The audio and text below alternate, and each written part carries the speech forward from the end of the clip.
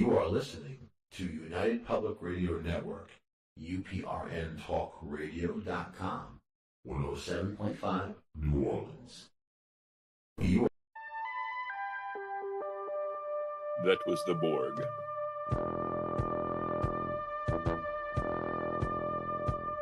Tune in to UFO Undercover, Wednesdays at 8 p.m. Eastern, with your host, Joe Montaldo, right here on the Paranormal Radio Network.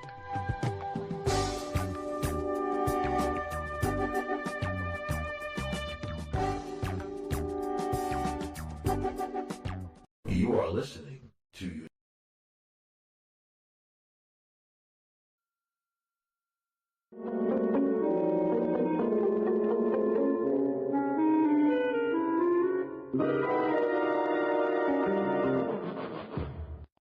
Hi, you've got to listen to ICAR, that's International Community for Alien Research, www.icar1.com. I should know, I'm Irish. I had had enough. Well, you drove out there into the middle of nowhere and had some sort of loud verbal display challenging ET in general out in the middle of nowhere? That's what I was doing. I actually had a pistol in my hand at the time. I was really ticked off. When I was having this fit, I was waving the gun in the air, okay, and I had this fit. And at this moment, I said, okay.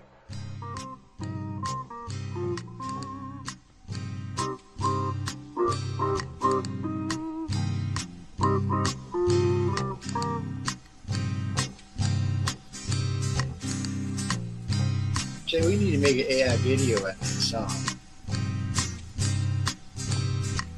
He was a Louisiana man named Montaldo. Right, you're supposed to take a view, so you can add anything.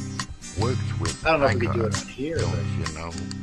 Investigate. That would be cool. see, we could even add you in there with it too. It's the song.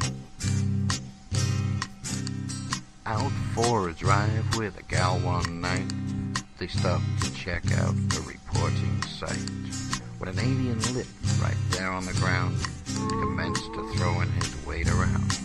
Now, old Six Gun didn't take too kindly to that kind of thing, especially without Vaseline or anything like that, you know. Seriously. Well, Six Gun looked that critter right in the eye and said, "Any last wish before you die?"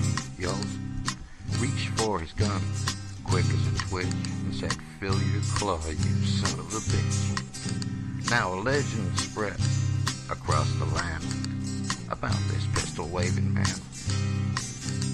But if you're from space or from Earth below, you don't give no lip to Six Gun Joe.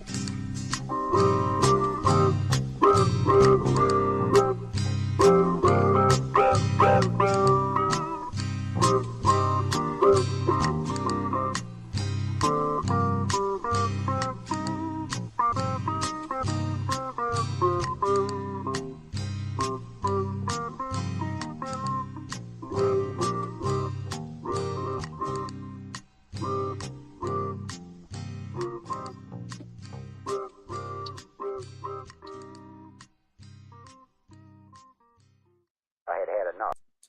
Well, welcome to the Six Gun Joe Hour. How y'all doing out there today? No, that's 31 Gun Jay. He's hiding out at the moment. What he's doing. Oh, He's, I'm here. He's Belinda. Well, yeah. No, I don't have power. I might have. Who knows? Everything seems to be running good. Oh wait, no, hold on. No.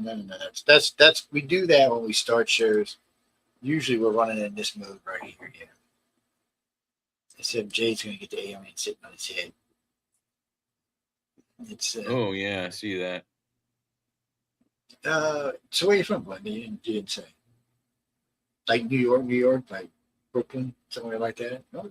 Queens? How you like Queens? So wait a minute. You know, I don't want to make this a political show. There you go, Joe. Okay, you look a little weird, man. It's like a weird hat. Ow. I'm not even going to say what that looked like. Make it Anyway. workman's comp, I just threw my back out doing that. This is the Jack. No, oh, you want to go to the AOC? Really? I can't ask you why on this show, but if you come back on Friday night, I'll ask you.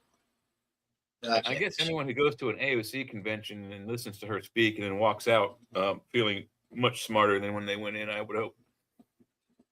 No, but I don't care who you vote for. That's what's so great about America. It doesn't matter. And a lot of my friends don't vote the way I do. But they're still good friends of mine.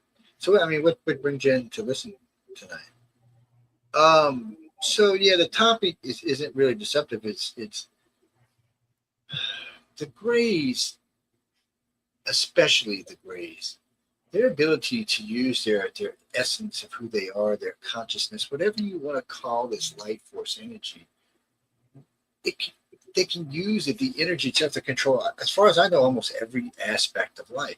Now, maybe not on the levels that the light beings do, but still on serious levels that not just move their spaceships and their minds, but move sections and quadrants of our galaxy around. Because they can also stop things from moving, such as handguns. Yeah, there are a lot of things like that. But so instant freeze. You know, so when you think of the level of consciousness they have, that they could be manipulating parts of the solar system, parts of the galaxy, because the sheer volume of the amount of them, the sheer amount of abilities they have. Aren't they a collective mind also? A hive mind mentality? In a way, they are. I don't know if I don't know. Like I wouldn't say it was like a Borg hive mind. I would say it was more like a voluntary, where everybody connect. Kind of like the binars, but not.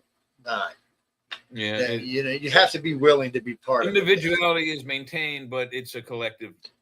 Everyone's thoughts are collected together, especially on a problem, I would imagine. Yeah, anytime you had to work on something. That's got to be better than any kind of quantum computer you can think of. Because it was surprising when we learned that the Greys actually had personalities and even had somewhat of a sense of humor in some ways. That's what surprised me. Like in the 70s is when that first came out for me. It was that they laugh. Yeah, because they actually they're like dumb humans. Jesus, it's like when you laugh at your dog for doing something stupid. You know, because in their world we're very young. It's not that they don't think. Let me put it this way: they wouldn't be wasting their time with us if they just wanted to plan it, or if they just wanted to rebreed or something. They could do that in a selective group and keep us isolated. I guess in a way we are isolated, aren't we, Jamie? In the outside of the spiral lungs. Oh, shit. We don't need to go there. We might leave that. Yeah. Jamie are keeping us isolated. I don't think of it that way, but Belinda, there's lots of reasons why we're not in the spiral. Number one theory for me would probably be as we started eating the Sagittarius galaxy, whatever's being pushed through either pushed us over here. Either we're from that galaxy and we've been deposited here, like other debris. The red dwarfs around us are actually from the Sagittarius galaxy. So regardless, something and or some things moved through the solar system, probably helping to push it outside of the galactic arms and in between the spiral arms where it is. And then also probably damaging almost all the inner planets. Yeah. So look at it like this, Gray. So where are you from, Gray, by the way? San Diego. I like San Diego. I ain't been there in a while. Look at it like this. So you hear Jay and I talk about the Mariner's Trench on Mars all the time. So picture this. Here's a galaxy about a half, maybe a third the size of Mars. Okay, the Milky Way is like, damn, I feel a little hungry, man. I need a little donut to dip in here. So it just snatches out, grabs the damn thing, starts pulling in.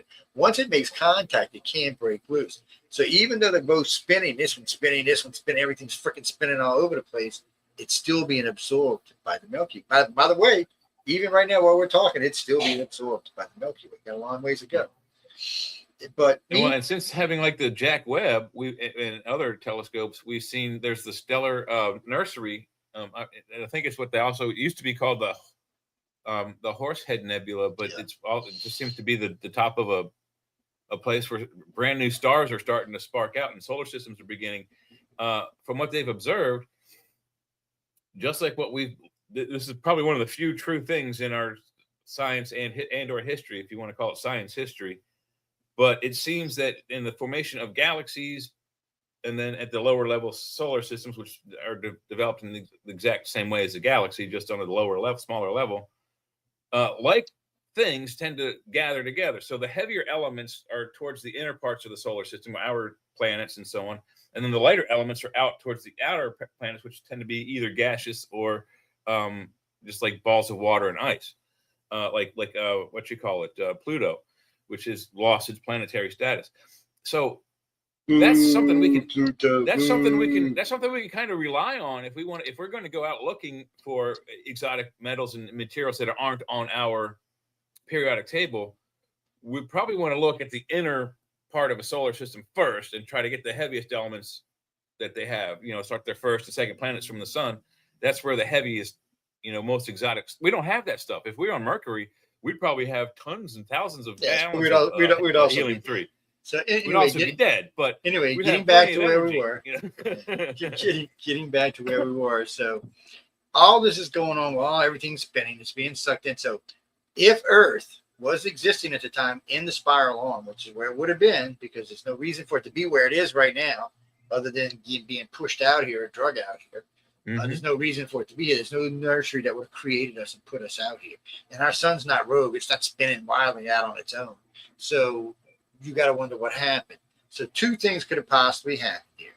The simple fact is we may have been from the other galaxy and just pushed through everything, being pushed through cycle. And as we were being pushed through the core of two spiral arms, come to think of it, no telling what kind of damage we took. And it would explain stuff like big gouges out of planets flipped on its side, spinning. They're very narrow. So there's certain things inside of our solar system would be much easier explained if you knew this solar system had been dragged through other gravitational forces, other planetary bodies. And we don't even know if everything is native, everything's not native, or have we lost stuff that was here before when we were being pushed through. There may be rogues out there that belong to us, and then we know shit was destroyed.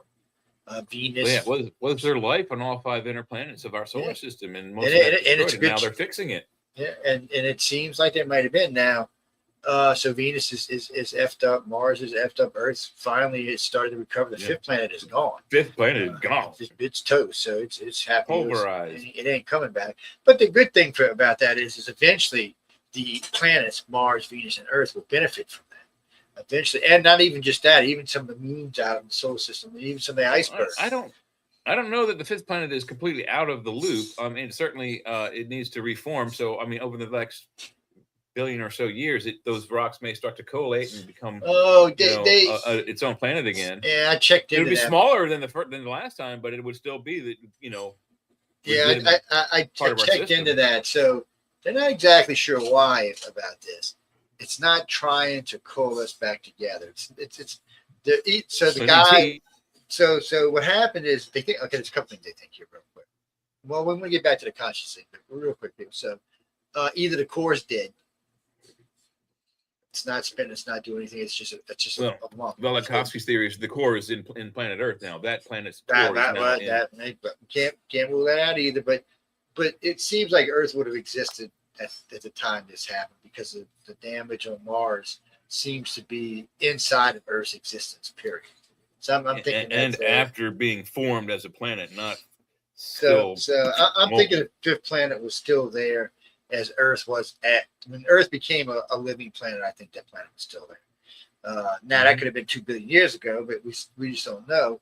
Now they're always saying, it's the freaking scientist. So he made himself look like such and he goes, well, it was 40 billion years ago when there was water in Mars. You heard the whole room just looked at him.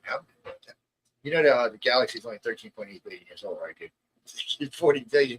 I think you need to adjust that number just a little bit, drop to 0 or something. Still a big number, though. The number our brain can't really comprehend.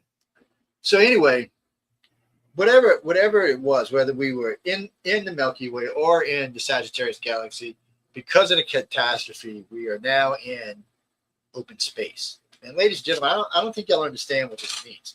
So there's 3 great spiral arms in our galaxy. There used to be 2, now there's 3. Don't ask. It's too much physics for this show. It's Orion, Sagittarius, and what's the other? What's the third one? Well, I forget now, but Taurus or something. Anyway. Well, we're between the Orion and the Sagittarian arms. So we're about a couple of light years off of the main spiral arm, out here by ourselves, except for these red dwarfs that have been pushed out here with us in the Sagittarius galaxy. So, but we're just out here. So first off, it's weird that any aliens would even know we were here, because we're far enough away that you would have to go out of your way to see us. You know, I mean, it's not just like we're not a big solar system, and we're not in that big glowing, like, you know, there's much bigger solar systems than ours with much bigger planets than ours.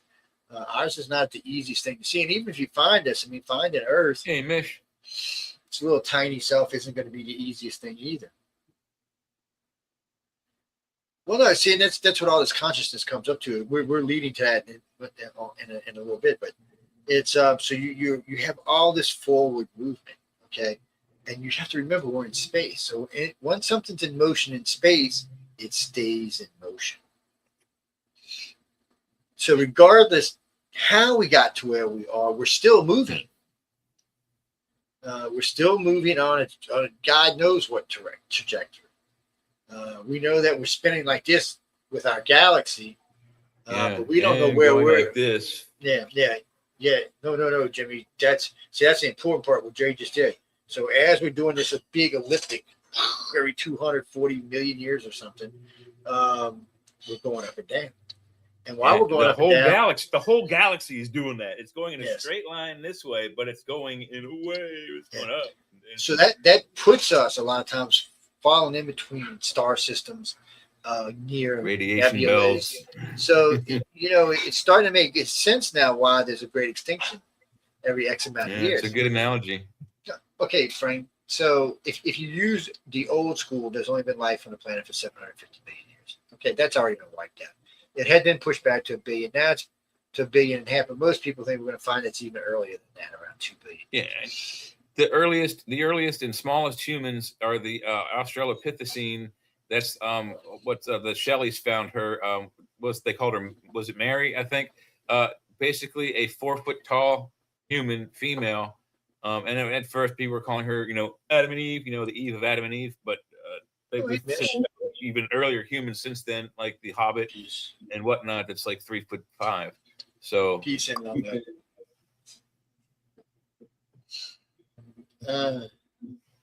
So we're stuck here now, floating around. So how do you stop a solar system? Wait, you can't just say slam on the brakes because. Okay, so remember, we're moving along. We don't even know how fast we're moving. I mean, we know that the Earth spins at this space, and we know 63,000 miles an hour orbit, but we don't know what this push is that's got us outside of the thing, and where is it pushing us to. So first, you can't just stop the plane. If you just boom, well, guess what? We're all dead. So that's not going to work. On top of that, even if you slow it down, but you're not slowing down the stuff around you and behind you, that's liable to plow over the top of you. Mm-hmm. So somehow or another, you have to be able to slow the planetary system down and guide any rogue systems around you away from you. Now, last I checked, we do not possess that kind of technology. But do you actually need a mechanical technology to do this? That's the real question. Might just need brain power. Yeah, good point. So what did Spock say about like the brain power of the Telosians? He said we could find that their brain power is so vast that they could reach out and have one of us push the wrong button, see the wrong thing, and bam, we're vaporized. And that's very true of what any of the races with telekinetics and telekinesis and telepathic. It may be why the Greys and them abduct RH negative bloodlines, because telepathy seems to be more prominent in RH blood negative. But remember, people ask me all the time. Somebody asked me just the other day, well, I don't understand why there's not more telepathic people. I said, well, start off with RH negative only makes up 15% of the world's population, probably about 17% now, but still only about half of them are true telepaths. So that's only it still puts you only at 7%. And how many of the RH positive? It's less than 5%. Yes. Oh no, it's leaps and bounds ahead. The RH positive, the RH negative people, and they tend to be much. The RH negative has grown from 7 to 14, almost 15% now. It's actually over 15. It's around 17%. Yeah. So it took 40,000 years. So it took 2 million years for RH positive to get to where it is today, And in less than 40,000 years, Rh negative has picked up for 17% of the world's population. And when did we first realize it's in our DNA? When is it not there? When is it is there? Do we have a defining date? Because we don't have a defining date for the missing link either. No. So this is what kills me about hematologists that we worked with on the iCard.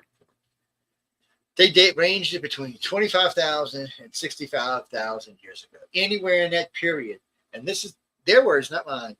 Out of the blue and for no known scientific reason, this emerged on the scene. There is no reason why this came along because one, basically at the event of the Chicxulub explosion is when that happened, right? Or directly after, probably after. So what we would really need to know here is we know where some of the Rh negative groups are, especially like O negative groups. We know where some of them are on the planet, so there are groups are. But we don't know where everybody is, and there's other stuff that we don't quite understand yet. Why do I say Rh negative? Because there's people testing this. Yeah. Are we able to track UFO sightings correlating to population centers with lots of Rh negative persons? Well, I can tell you what iCar can do. If you say, hey, I was in Phoenix, Arizona on January, blah, blah, blah, blah, I can put it in a database. And if it's in a database about this particular sighting, I can also add with any of the witnesses have they identified on their forms to be Rh negative. And what was the percentage of Rh negative in the city, in the area. It'll tell me all of that. It'll spit all that up. It's the database is, well, when it was built, my biggest bitch was, and this is, 28 years ago, before the organization was actually an organization, I was bitching, if we're going to do this, we need something that I can type in red orb, and everything from every file, whatever was entered into that thing that has a color red or orb on it, pops up. So you'll get, instead of getting one or two hits, you'll get several hundred. All the stories have a red orb in it, yeah. Yeah, so, or a red flashing light. It could be anything, but it'll show you all of that in case you're missing something. That's cool. And then the more detail you put, the more detail it finds in the files. Yeah, because I was lazy and I wanted to be able to just type in, hey, I need this. Gray alien scene at night at this color with these people. Any cases, with this activity, any cases like this, and it would pull them up. And you could get. It's also what helped me with Charles Halls because weird shit reported in from Charles Halls. It didn't come to me. It went to the site. And I don't correlate all the data that comes off the site, just somehow. And then I always get copy. I get the master copy sent to me every so often to update the major copies for the organization. But I hadn't seen it. So when I put my latest copy in to see what was new, I typed in. I type in aliens gambling in Las Vegas. That's all I typed in, and like 11 cases came. I was like, what? So I started reading, and that's how, got in touch with state troopers, taxi cab drivers, and we're able to authenticate that it sounds like Charles Hall may have been telling us at least what he thought was the truth.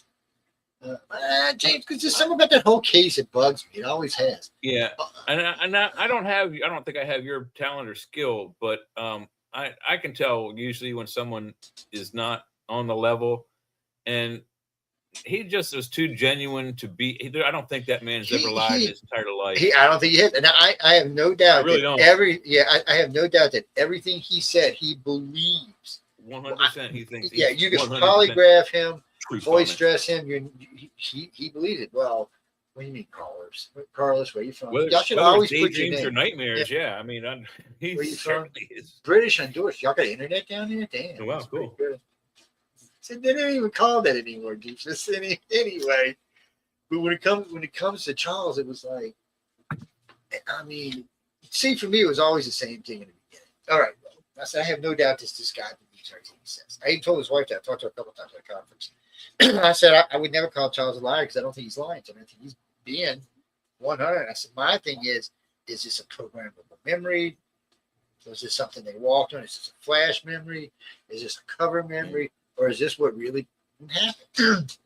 And I said, and that's for me to determine, not for you or him to determine. That's my job. Right. Philip's job. It's Baldface's job.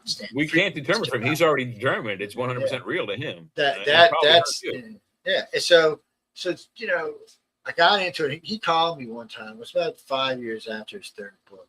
He said, "Well, what do you think, Joe?" I said, Charles, nothing's changed, dude. I said, I believe you 100% everything you told me. I said, I just don't know if it's your memory or not. I said, that's what I need to know. I said, I've had cases over the years that turned out to be something other than what we thought it was.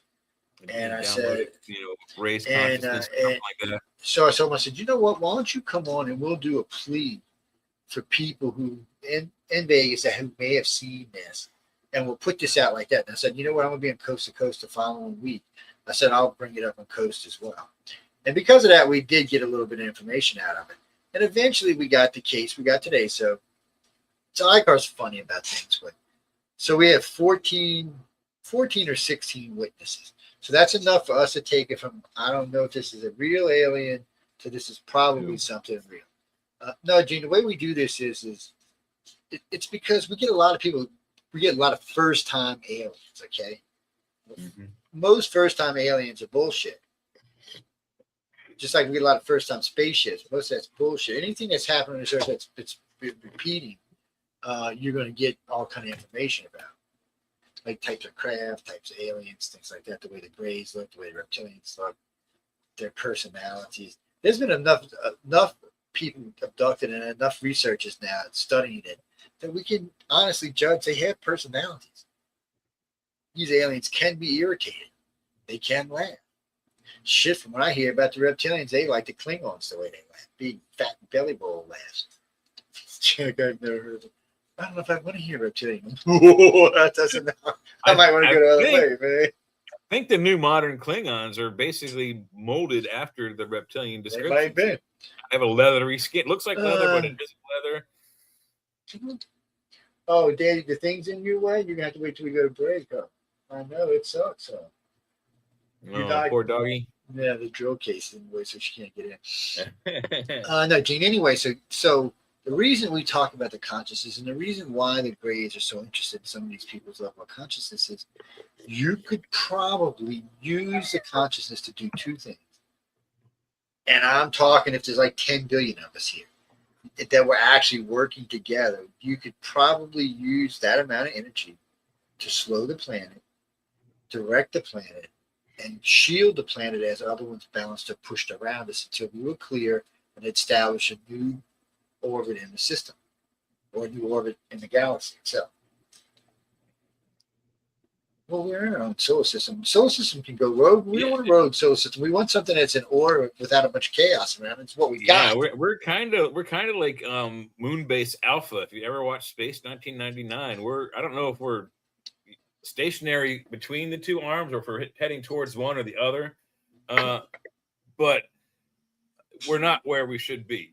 The way the composition of the galaxy as it is now, as it's spinning now, there's only red dwarfs between galaxy arms and only yellow whatever stars we got in the arm. And I think most of the yellow stars are in the Orion arm, which would indicate we came from the Orion galaxy, but we're right there with the Sagittarian arm, and so we don't know. We can't prove. We'd have to get source material from both galaxies. And you don't know if we don't know if there was like a compression wave. So there could have been a wave being pushed in of energy that was just powerful enough for the solar system, because the solar system has a shield around it basically from the sun. The Oort cloud, yeah. And so it would have contacted it. I wasn't even talking about that, but that also helps too. But it's just energy that surrounds the solar system. It's just leftover particles from the sun, basically. Oh, the heliosphere. Yeah, the heliosphere. So the heliosphere is actually inside of the Oort cloud. So if something gets through the Oort cloud and starts pushing our solar system, it also then hit the heliosphere and push. Maybe that's, yeah. Well, so if you're pushing a superheated solar mass and it's coming along, it's going to probably melt the Oort cloud pretty easily. But when it contacts the sun's shield, it'll probably just contact it as a push. So we'll just ride the wave in front of it. We'll just stay out in front of it as long as there's nothing in front of us. It would be like a cue ball hitting the lead ball in a 10-ball rack or 15-ball rack. And then eventually, one way or the other. Yeah. And then eventually that wave dissipated enough for it to go around us. And here we are now moving in whatever direction that wave originally put us in. And we're going to find out, I would bet money we're going to find out we're headed to the next band stars, the next arm. Well, let me tell you what, guys, I've predicted a lot of stuff since you could listen to Wake Up USA, so I'm on record on a lot of stuff. And all of it has come to be true. All of it, including water on Mars, all kind of other fun stuff. Because some things, and I hate to say it this way, you don't really have to go scientifically prove. There's some things you just know are going to be there because they're everywhere else. So there's no reason for them not to. In Mars, you knew you had 2 giant ice caps that melt and come back. So you know 2 things. One, there's an atmosphere there. 2, it snows, which also means in order for it to melt, it has to be liquefied. So and there's people there. Yeah. So or life, rather. There's definitely life there. People I don't know about, but life. Unless you want to count Alfred Weber, I'm not sure. It's well, we talked about this on a show a couple weeks ago. You can go check out the banner. It's about Elon trying to get home. E.T. phone home. Elon phone home. Elon means he's trying to phone to Mars. Did whatever you see his finger Bassoon, that's what glowed red the other day when he was talking, like, go home, Mars, and his finger went glowing red. Ding. He said he wanted to go to Bassoon. That's where he said he wanted to go. Yeah. That's Mars, people. You never watched John Carter's Mars? Give me a break, man. Come on. There's like 5 of those damn remakes. Yeah, there's John Carter of Mars. Well, he's Elon Musk of Earth. Yes. I think the last one, the second to last one is the one I think I like the best. Well, it's because he's Edgar Rice Burroughs. He was trying to learn how to walk and stuff. Yeah, but it's way different on Mars. We're gonna have weighted boots and all, so we don't go flopping over our heads and all. We're not stupid. Oh hell yeah! But if you put your Nikes on, buddy, and you go jogging, it's gonna be like step 30 feet. Hey Google, if I'm feet. on Mars and I jump, how high will I jump? Well, it's got a lot to do with weight and stuff. On Mars, you could jump about 3 times higher than you can on Earth. 10 Because feet. Martian gravity is only about 38% of Earth's, you could clear roughly 5 feet, or about 1.5 meters, in a single jump. You jump straight up in the air 5 feet straight. What can anyone jump now? 3, maybe 4 if you're a trained basketball player. You get your feet 4 feet off the ground. So does that mean my calf going to be able to jump 12 feet? No, I know the man who taught me Taekwondo, Mr. Junri. He's been in a few martial arts movies, and he invented the colored belt system. So any martial arts group that uses the white, gold, green, blue, red, blue, brown, black color scheme, he came up with that in the 50s when he started his Korean Taekwondo schools. Anyway, this man had 2 records. His one record was a running jump kick, and then a standing running side jump kick and a standing side jump kick. So standing straight still, this man, when you do a side kick, you're up in the air, and the lowest part of your body is your kneecap. So that's where they measure you from. And this is in the Guinness records, I think. 6 foot. This man from the bottom of his knee to the ground. That's how far he jumped off the ground. Just standing there. 6 feet up off the ground. When he did it running, he was 12 feet, which is the reason why the running jumping sidekick is it was a maneuver in Taekwondo to well, the Chinese horses are a lot shorter, but it was to dehorse an adversary. Well, he jumped equivalently over a European horse and the rider. He missed both of them. 12 feet, one dude. That's amazing. But that's unheard of. No one else on the planet can do that. On Mars, everybody could do that. Jump up 6 feet. Mars, it's going to be interesting.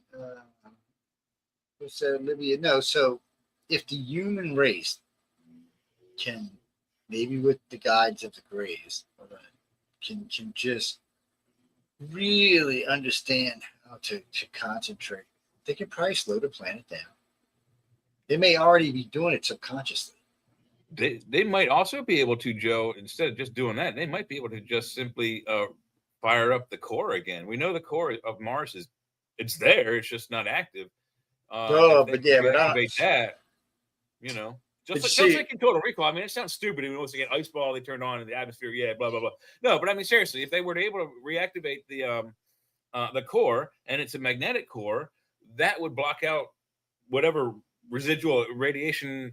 I mean, that would probably be the safest planet in the what we call the Goldilocks zone, because of now having a proper radiation cover. That could change the playing field dramatically. Just doing that. We don't have that technology. They probably do. But first, if you don't slow down, the solar system's going to collide, and it's not going to matter what you do, you'll be dead. We don't know that they're not engineered our. We're definitely moving. We're definitely moving away from the spiral. From one or the other, yeah. Which means somewhere along the line, Dean, what's really bad about this is eventually we will fly out of the galaxy. We will fly straight through the other arm and right out the other side of the galaxy and find our ass in deep space. Unless, like I said, this is an engineered move by okay, so I have, and we've talked about it. I speculate that something physical went through the solar system. Maybe it was something that was large enough to crack Planet 5, tilt planet Earth, fog up and spin Venus the wrong direction, and destroy Mars. And as it did that, it was large enough to, as a kind of a slingshot pulley effect, bring our solar system with it. And now the aliens that are visiting here are trying to slow us down and course correct us so that we don't veer off course and explode, but rather slow down and merge with whatever arm we're heading towards. We can only speculate, but you got to hope one or the other. Well, as far as how we got here, really, there's only two ways we got here. It would have took something, not something passing through. It would have took something pushing from all sides. At least 2/3 of the sides, or 62%. It would have to be very large, yeah. So it would have to. Well, that's why I said. I'm pretty sure. I'm pretty sure when there's a collision with the outer edge of our galaxy and somebody else's galaxy, it creates a wave, and it probably does two things. It sweeps out the galaxies or the solar systems in front of it in favor of the matrix behind it. That's one of the reasons we might be here. We may be from Sagittarius, and we're being pulled in as the wave is pushing the other shit out of the way. Or we got lucky, and we were part of the stuff being pushed away, and when the wave died, like any wave in any ocean, this is where it deposited us. Yeah. And but it's one of those two theories. There's no doubt about that part. And even science has a hard time. We keep going. We don't have a beach to stop on, so we're just that's the problem. Stopped at. We're still moving. Yeah. We're still moving. And granted, the galaxy is a big, huge place. 160 light years across, 160,000 years across, whatever it is. It's it'll take us a while to get across it, but hey, we can cross it. And we can find ourselves looking out in deep space with nothing. I think the current measurement is somewhere on the order, because it expands and contracts. So it's like 110,000 light years to 170,000, was 170 million light years, or something like that. It's 110 to 170, and then it's light years. I don't know if it's millions of light years or whatever, but because it's doing this kind of number. That's why they do that. But still, when I was in high school in the 80s, they measured it at 60 to 110, so it was half the size. Yeah, it grows every so often. We know it's bigger. Yeah, it grows every so often. So let's see. That was a shock that also one of my researcher buddies, two of them, the Strongs in Australia, they kept saying the Earth grows bigger every year. I'm like, no, it doesn't. And they're like, yeah, think of all the things. And we had an argument for I don't know, a couple of days. Not a mean one, just kind of like the ones you and I have, with just pure logic was coming out, and then finally I was like, damn it, you're right, both of you. So we collect material whether we know or not. There's like, I think the calculation is like something that's the size of a pebble, a rock the size of a pebble lands on the Earth or in the ocean, like thousands of them every day. On the weekly level, something about the size of a fist or a heart lands on the land or the water weekly. Something the size of a boulder or Volkswagen bus once a month, and then once a year there's usually something that's pretty big, that's significant, but it's usually always in the water. And people don't realize that, but each time that the planet absorbs all that, that's more material. So it takes billions and billions of years, but we would eventually, just by collecting through gravity material in our universe, we will grow bigger and bigger and bigger. That's a pretty cool thing, I think. All right. Well, no, Dean. If you were a great Yes, alien, those guys. Yeah, we had a good argument, Stephen and Evan. Yep. No, if no, well, the Greys have to have a real reason to be here. As far as advancing us, they didn't even have to come here for that. They could have just shot some DNA down here. There's a lot of things they could do without actually, even technology. They don't have to be here to give us technology. You'd only be here if you were guiding the species into some type of enlightenment or some type of upper level. Or if you knew they were going to all get wiped out and you just want to watch it so you could go, ha, ha, ha, ha, ha. Could be any of those things. But as far as, all these other bullshit things, these races are so far older than us. Just even some of the stuff they would like to give us, we just wouldn't even understand. We'd be like, what the hell is this? Is magic. It would be like Alexa that could do everything really for you. Right? It would be like Alexa would be your personal, what do they call them on Star Trek? The thing that makes everything replicate. Yeah. It'd be. Imagine how cool that would be. Hey, Wall, make me a bass guitar, fretless, 35-inch scale, Fender Precision. Bing. And then the computer says, okay, rendering will take, 72 hours, 67 minutes, and 5 seconds. Start. And then 3 or 5 days later, whatever it is, you have a damn guitar. You didn't even pay a thing for it. Well, no, you'd be able to do whatever you want. Yeah, it's so for us, need energy. So for the Greys, and it seems like they're here for the long haul. It's really more about our consciousness. And I imagine we got a long time. We're sailing across the cosmos, just chilling. We're actually sailing across our galaxies. We're sailing across the backside of our galaxy. Yeah. And our galaxy's spinning around something also. We don't know what it is, I don't think, but well, yeah. So the galaxy's tracking with the rest of the galaxies, just like a movement. Well, it's weird, Jesse. So it's a couple of movements. First, you got this groups of galaxies that spin around each other and spin around, but they're still moving as a big pack like this. And then this galaxy, it's like, it's just a single, but they're moving too. How do we know they're moving? Because we're headed for Andromeda, and guess what? Andromeda is headed for us. So when they made the original calculation, they said like 3 billion years, right? And then they realized, like anything, when you got two cars headed towards each other at 100 miles an hour, it increases speed. It doubles impact, yeah.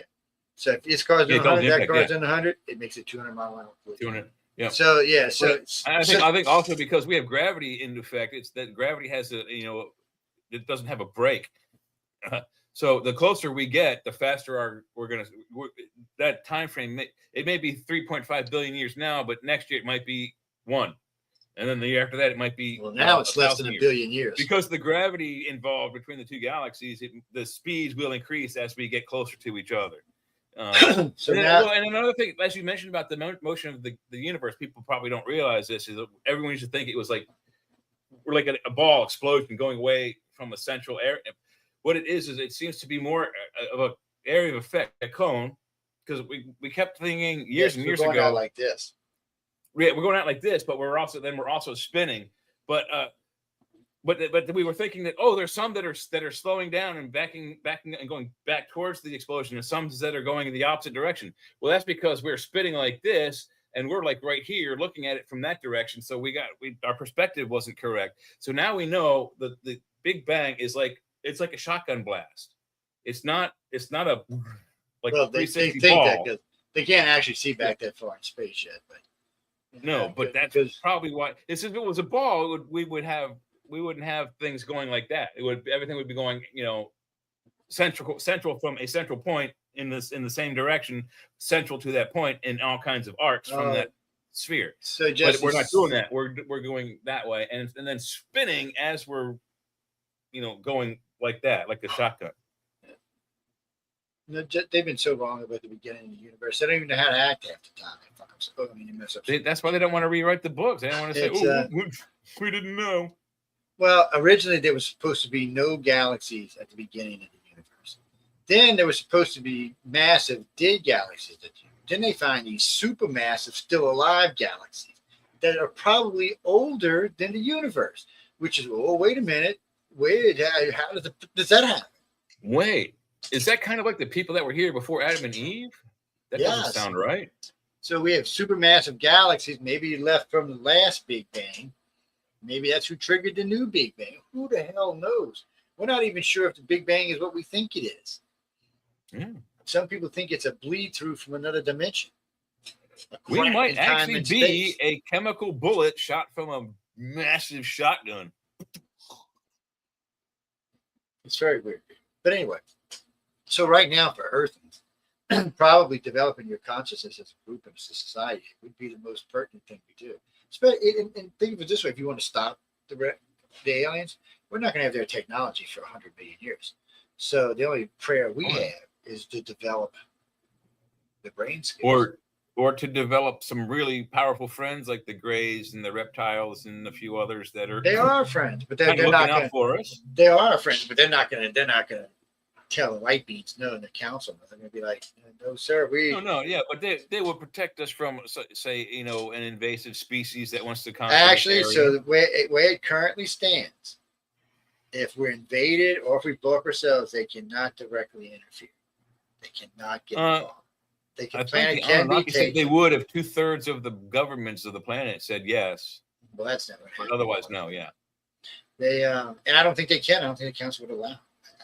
It's you have to be a member. Prime directive. It's they might like us. They may think we have potential, but in the end, we just little insects. We're not space traveling aliens. I think our only hope in that respect is if one of their enemies, one of their verified enemies that try to do that, they would probably step in without our consent because of them being enemies. Oh yeah, they would. But a neutral party, they would probably let us be destroyed. Yes. I don't even think they would have got involved with us if they wouldn't have screwed up so bad. So, however we came to be, we know one thing for sure, that whether we were an ape-like species, a god-like species, or whatever species, when we first started out, we was dumb as dirt. We got 3 kinds of brains. So when you look at us, you go, okay, we should have started out this way and just evolved, which we would look different actually if we evolved straight from apes, because we're only talking about 2 million years. It's not enough time to breed out all the features. So then all of a sudden, here come the Sumerians, talking about these people who came from the heavens and built these great white dome cities to live in because our atmosphere was poisonous to them. Their own words, by the way, not mine, theirs. So that race proceeded to build a race just like themselves, that was a very conscious race, very powerful race, and but they could breathe the atmosphere of Earth. It didn't bother them. So they were going to go out and do whatever this race came here for, but then they decided, no, we're outnumbered super beings. Why in the bleep are we doing this? Let's make a slave race. And according to the Sumerians, they created the 7 races, the seven trials, or whatever they call them, with the race before us being the last race. So they said there was winged ones, dog-headed ones.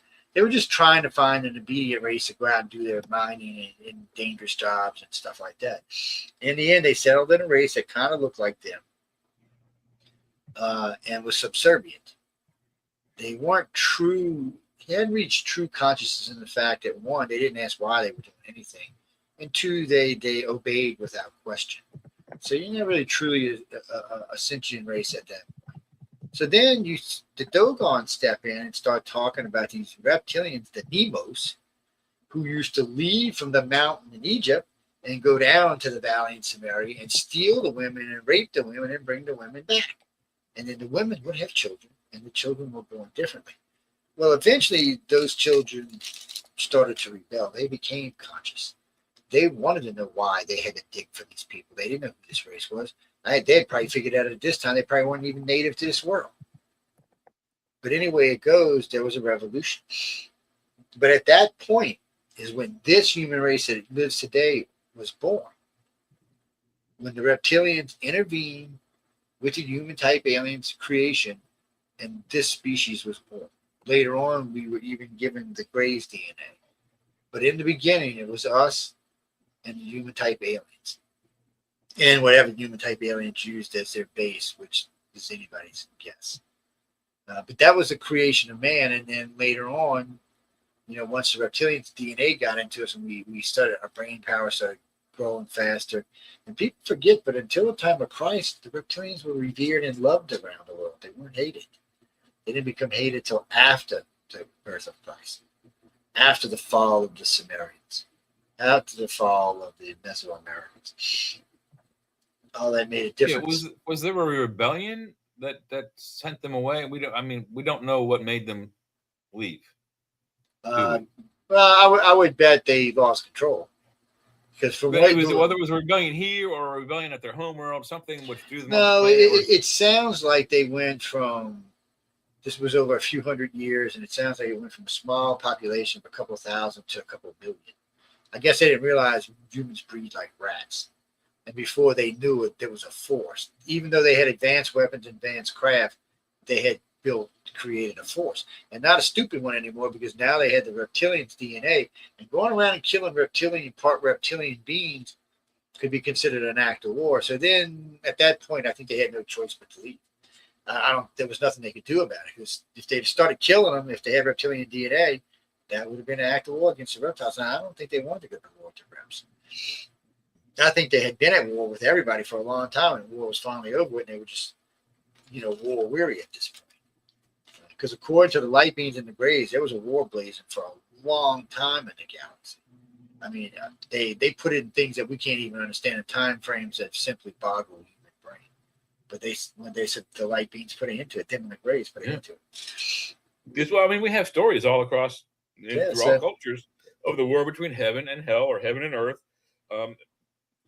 Earth and hell, actually, in our mythology, are the same place. If you follow the Norse mythology and you follow logic, Hel, Hel, is Thor's sister.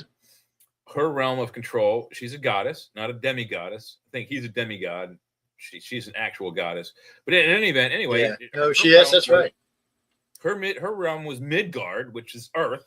And her sphere of control was those who have died not in the honor of battle. So people who died of old age, natural causes, flu, bonked on the head by a criminal. She's in charge of those people. That's Earth. So anyone says, I'm doomed to go to hell. Well, guess what? You're already here. Sorry, you're already here.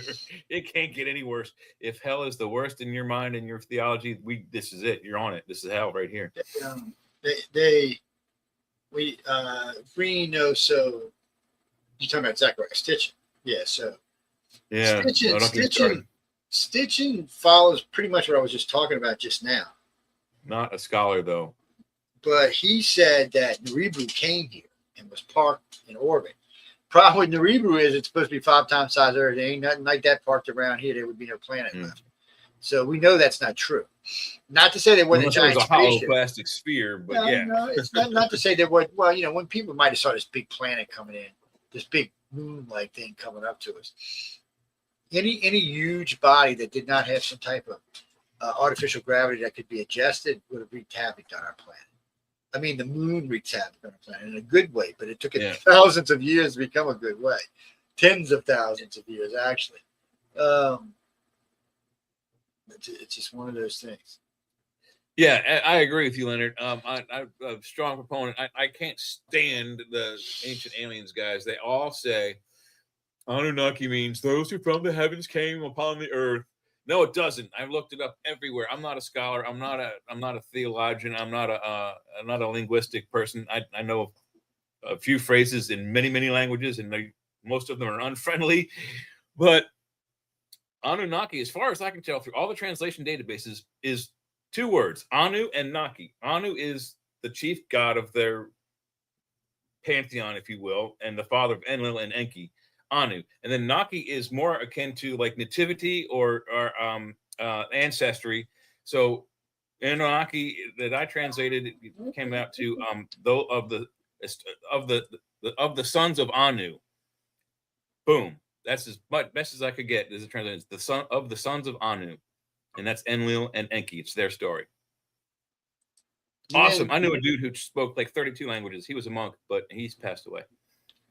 What's now even crazier than all this, we're talking about these races as the ones who started all this, but then we've got a problem, though. we've got a problem though, because now we're finding cities much older than the Sumerians. 2 in India. 2 Was in it up Cuba. to 5? Is it 5 now in Cuba? Well, no, it's two, technically 2 for 3. sure. But there's 2, more. there's 3, but we're only going to go with the 2. Oh, cool. The one in Cuba, they don't like. The one on the other side in the harbor, for some reason, they don't like to talk about it. So there's 2 for, of course, we got the one in Japan and the new pyramid we reviewed on one of the shows last week. That's 6. The 2 off the coast of India, 7, 8. There's Wow, that's cool. at least 8 cities that date 15,000 years ago. People, what the hell? What the hell's CVO? going on? I was Leonard taught says in he school knighted that- by the Roman Catholic Church. Knight Commander of the Victorian Order or something to that effect? That means my flaming sword will have to chop your head off now. Yes. I'm a sworn Templar killer, dude, so you just be careful. Yes, Yeah. It's a family business, man. My sword absorbs the power of your sword, so send it. It's a family business. I'm ready. What's up, Jimmy the Greek? What you up to, baby?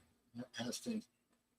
It seems like that this race came here, but this is my problem with all this. This is why I brought up the other cities being so much older, because we're saying the Sumerians and we're saying the Dogon, but in reality, these stories are probably much older than them.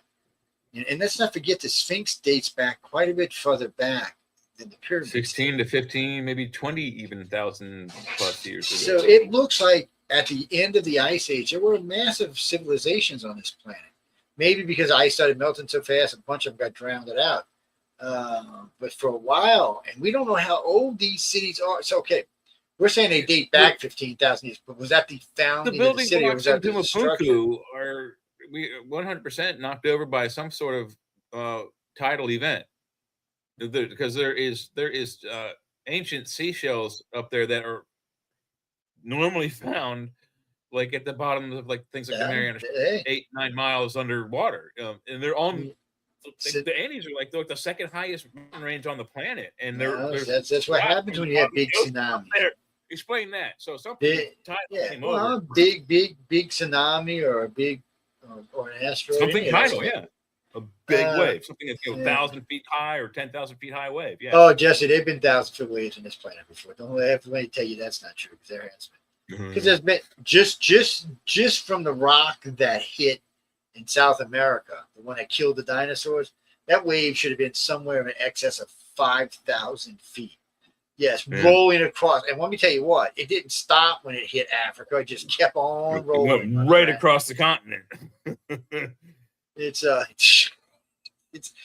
because we're humans. We live in the calmest time in Earth's history. The last 10,000 years on this planet was the calmest it's ever been, and we've been lucky to live here. And the only ruckus has been caused by us. But as far as events that happen here, there's a lot of stuff you can blame us for. There's a lot of stuff that frankly is out of our control. Or was, yes, rather large. Yeah. I mean, so when you look at it like this, so that's what I was saying. So 15,600 years ago, that when these guys are talking about that, they're really talking about that's when the city probably died.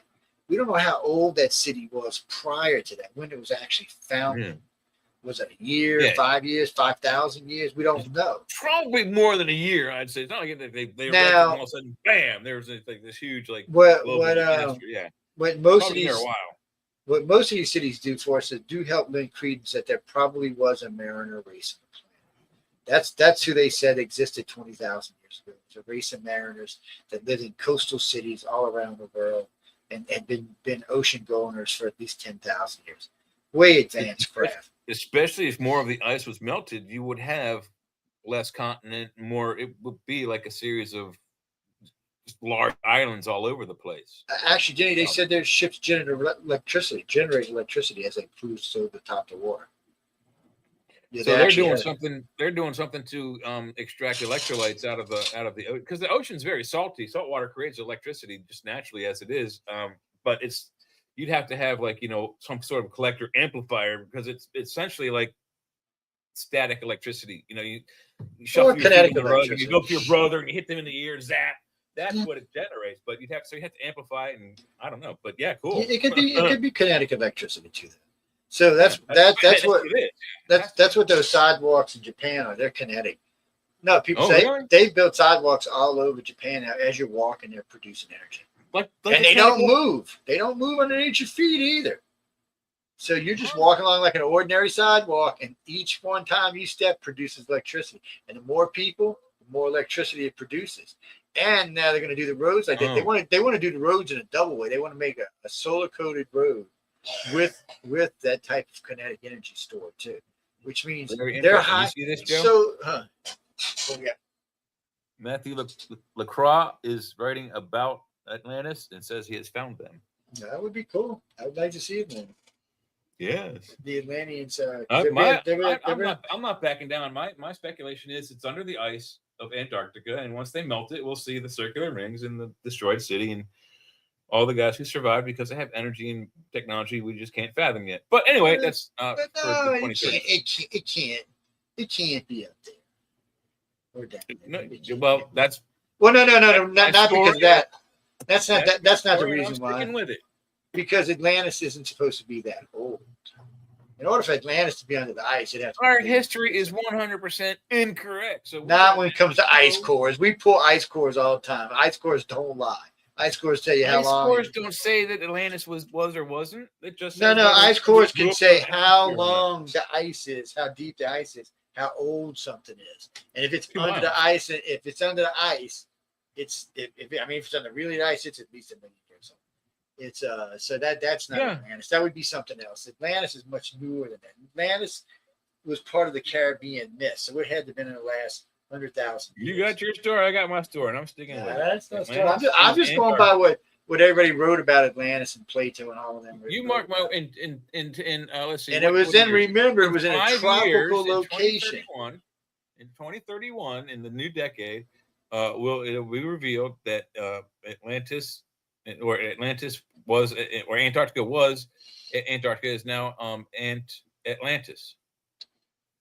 Well, it was in a warm climate. How did it get way up in a cold climate? That takes millions of years to get to a cold climate. Because it's not like we just go. It flipped. No, the surface flipped like really quickly. The surface don't flip. Like the planet would have cracked.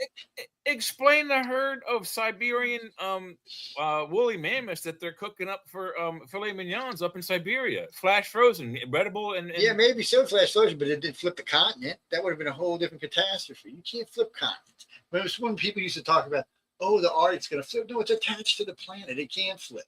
In order to attach it, in order for a continent to flip, it have to rip itself away from the. No, we aren't floating on a ball. We're not floating on a ball. But we're still attached. We're still attached anywhere you go. So you have to rip yourself apart. When as you did that, a magma would just fill in the entire area. It would just be a big flat red floating ball after that. And I mean the entire area, the whole of Earth. That's how you know that it's not what happened. There's just science is some things that you can rule out things. The only way in Atlanta would be completely destroyed if it flipped. It would be just mush. It would have been mushed into the mantle and melted into God knows what. Atlanta's supposed to be intact. It's supposed to be either in the Caribbean or the Mediterranean. That's where all the famous people in the world said it was. And the two people who said it actually been the two Greek scholars who wrote about it, and then Lemuria or Mu is supposed to be in the Pacific, somewhere now, like the Philippines, and then going down towards Australia would be its realm in that circular sphere. Actually, Kirby, I would be hoping Jay was right, because if you can push our existence back 1 million years, that changes everything. Changes a lot. That means we were probably a space planet race at one time, and something happened here. Yes, that would change everything. Perhaps whatever destroyed the planet, the fifth planet, and scarred Mars and tilted the Earth and spun Venus the wrong way, or brought Venus in from another solar system. I think, and I'm with Velikovsky on this, Venus is from another solar system because it spins in the other direction. So if it developed in a solar system where everything spun in that direction. If you look at everything else in our solar system except one moon of Uranus, which has been knocked over on its side, it still spins in the same direction. You just have to tilt it back upright, but it sits on its side. Everything else spins the same direction. Venus spins opposite. Why? Because it came from somewhere else, in my opinion. But anyway, that's just the way I think it happened. Is something came through, did all that damage, and these gray alien guys are trying to reset the pool table. Really? Yeah, I don't know. Anything past any planetary body past through a solar system would cause massive amounts of damage. It implies they have more than just a vested interest. If they're trying to repair damage, like if there were 5 different planets here that were alive, the 5th planet, Mars, Earth, and Venus, that all had life on them, and they've all been foobarred by whatever did the destruction, and they're trying to fix it. Why? Why but I don't think they are trying to. So they must have some vested interest in this. Maybe it's their hometown. Well, I don't know. I don't think that's what it is. And if they wanted to fix it, it would already be fixed. They've been here a long time. They could have Mars could already be inhabited. Maybe the damage takes that long to repair too. No, I don't think in the greatest case it would take that long. I don't from what the way they express their technology, even the reptilians and humans, the way they express their technology, terraforming Mars is child's play. Their own words, it's child's play. Yeah. So they're not here for that. And maybe they've already reestablished themselves wherever the hell it is, but they're not here for something else. Humans are missing the mark on what's going on here because there's nothing that we have to offer. Found it. Yeah. No, I think they have found it. I think we have. I think they know what it is. But I still think they're looking for something because whatever they're saying about the great experiment that they're doing with us, it is almost over. So whatever the great experiment is, whatever the goal is, they're almost ready. And in their time frame, like Joe says, could be tomorrow. It could be, 10,000 years from now. It could be 10 million years from now. But the thing is, whatever their experiment is, we don't know what the outcome is. Is it good for us? Is it bad? Is it only good for them and bad for us? So is it good for both of us? So according to the Greys, Jesse, a day in the life of a Grey is a century on Earth. A day in the life of a Grey is a century on Earth. 100 years. That's what it's equivalent to them. Just the way they move through time and space. It's different than ours. They exist. The Greys actually now seem to be able to exist on multiple levels, on multiple dimensions. Even some of their craft now seem to be able to exist. And that's something they've learned probably in the last couple of 100 years. Maybe a couple thousand, or maybe it's something the light beams gave them, whatever it is.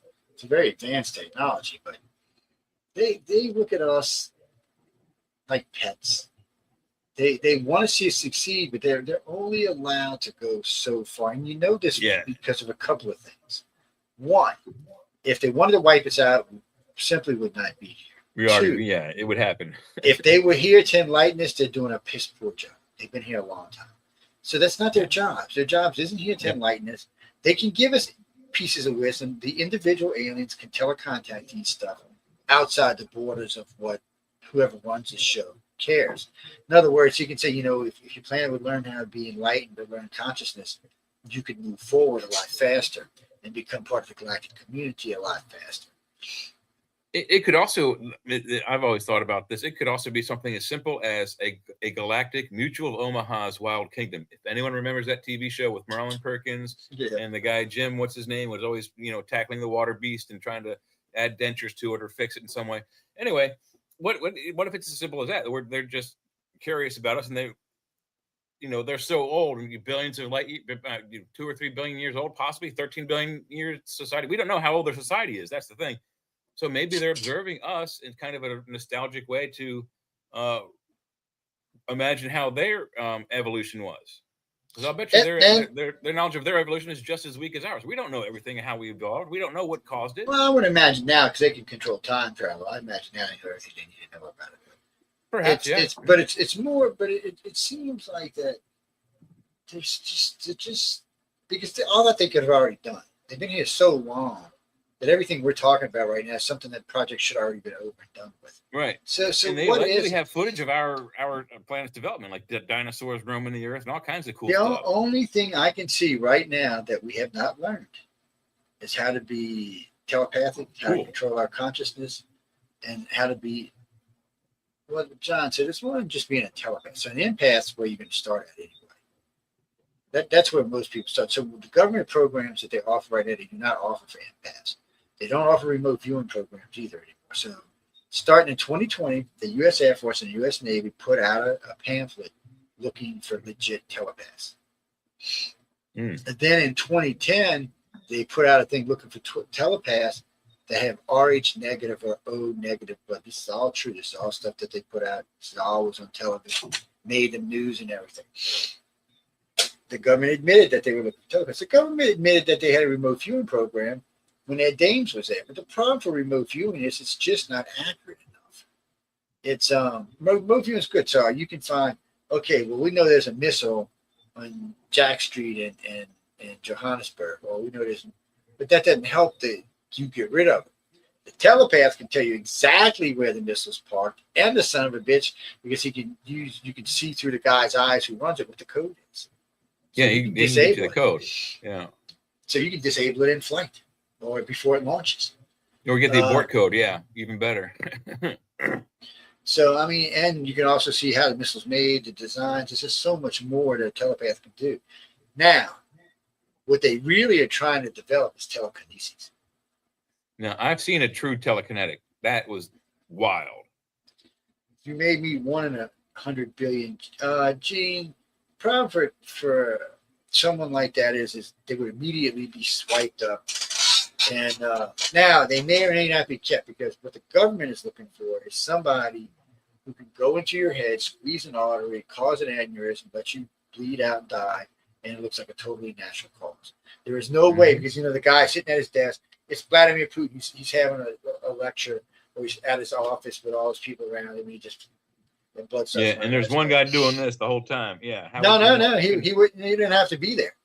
No, that's what I'm saying, though, that somebody could be doing like this, and you could not put 2 and 2 together and say, oh, that guy putting his arm, he could have been faking, a migraine while Putin's heart is exploding, and he's the guy doing it, No, they would never. It's totally invisible. It doesn't matter. No one would ever detect it. They would never put one in post distance. Never in a million years. Because you don't need to be there to do that. You can be on the other side of the planet. It's not, as far as we can tell, telepathy has no range. It just has no range. It rides on some type of energy. It just seems to permeate in all directions. Yeah, the X-Men kind of have it right, where Charles Xavier is able to read the minds of probably everyone within like a mile radius of his brain. But when he puts on Cerebro, he can touch every brain on the planet. So it's amplified by the machine, but he has no range. He can go anywhere with it. No, just even, I think outside the planet. So no, just you looking. So the guy, the telepath, whoever they are, the individual, Charles Xavier, yeah. So I'm talking about in this, but whoever this individual is, they're gonna have a target. Yeah. They're not gonna be trying to just randomly get telepathy in a base somewhere, because you never know when you might hit another telepath and then get red feeling. So they're going to be looking for a target like Colonel such and such. Yeah. So, and they're going to know that he goes to work between this time and this time. So, or he's at home at this time. So they're going to know where he lives. They're going to put all that information in their head, and they're going to target that individual at that point. So in the case of Vladimir Putin, like we were just saying, and you could have he's there, he's in the middle of a meet, and then you could be sitting in the White House having dinner. The telepath next to you, the empath next to you, just an hour later, you hear Putin's dead. And there's no, because everybody there with him will be, probably polygraphed and voice stressed and everything else. But the person who did it, the person with those abilities, won't even be in the country, and they won't be able to prove that it was anything other than what it was. Yeah, a vessel popped, aneurysms happen, kill people all the time. Yeah, and there's other things that could squeeze the heart until it had a heart attack. Yep. Or expand it till it exploded. Yeah. Cut off the windpipe. They could burst the spleen. Any organ. I think any organ inside. If you burst anyone's organ, a kidney, any one organ, you die instantly without. I mean, if you're not within 5 to 7 minutes of a hospital, you're dead. Yeah. So that's how you know there's not that many of these around these days. We know there's a good bit of telepaths around and empaths. There's more empaths than anything else, but there's some pretty good telepaths out there. I believe I am empathic. But telekinesis, on the other hand, seems to be something that's still fleeting, and it needs to be. Oh my God! Without training, it could be deadly. Could you see two teenagers getting an argument and think, "I wish you were dead"? Then boom, kid's head explodes. Boom! Yeah. I mean, so it's not something as a species we are ready for yet. Telepathy. Yeah. So we're starting out as empaths because this lets us know you can start to sense and feel people's emotions, and you know when people are lying to you and stuff.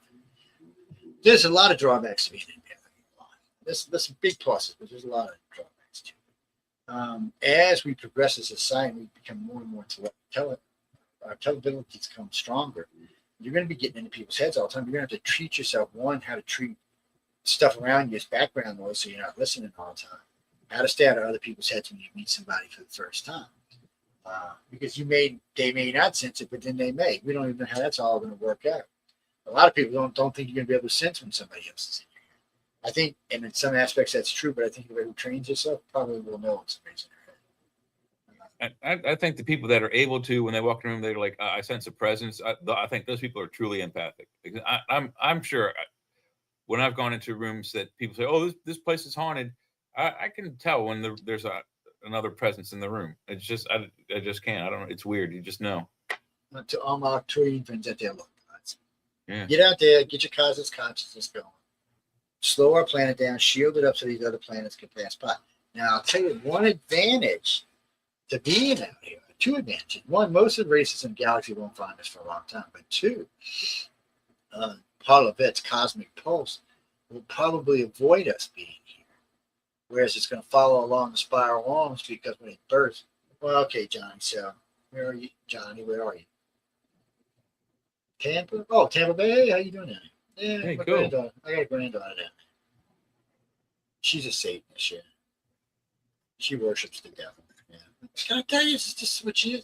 No, really, she's a devil worshiper. And she gets out to enchants and stuff. She's actually a devil worshiper voodoo girl because she's from New Orleans. So. No, I'd leave her alone if I was you. She looks all cute and innocent and shit until she puts the voodoo on your ass. No, anyway. Pin, ding, ding, ding. Yeah, not pleasant. So, but that's a whole different off-track question. Well, the aliens, some of it was just an observation. Some of it was observation through participation. But now it's really more about where can the human race develop to. So abductions are slowing down. They're not going to stop, but they're going to slow down to a certain point. And the reason why is they don't need to do it as much now because they're not looking for as much. They're looking But that's because they're also saying their experiment is coming to a close. No, that's all you're saying. No, not in the closed loop. So when they say close, they mean something entirely different than what we think. We think when somebody says close, you're wrapping up something. When they're saying it's more like you're bringing in the control group into a closer box. So you're dissipating part of your thing, but you're still bringing it in, and you still move. so forward. probably look. Here's a speculation. So probably this is the thing then.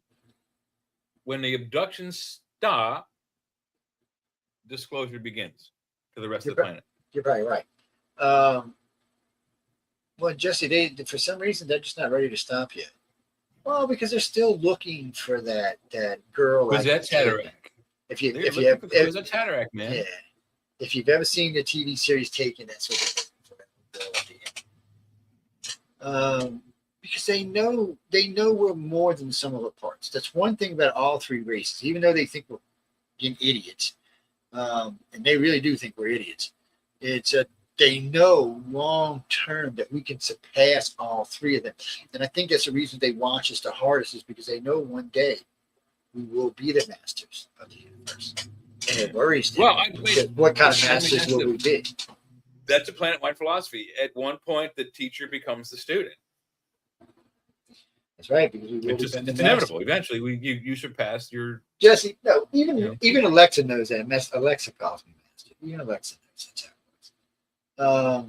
We will be. We're a long ways, and it's not happening anytime soon. Oh, let's try something. Hey, Google, you will now call me the Admiral of the Universe. Yeah, they're calling you Doomsday I'd Jay. like to call you by the name the Admiral of the Universe. She's like, Is that right? Yes. Sure, I'll call you the Admiral of the Universe from now She's on. not calling whatever you want, you crazy bastard. Hey, Admiral. Hey, Google, what's my name? Your name is the Admiral of the Universe. Oh, Jesus. I should have never shown him y'all can do this. It's my fault, people. Y'all can blame me for this.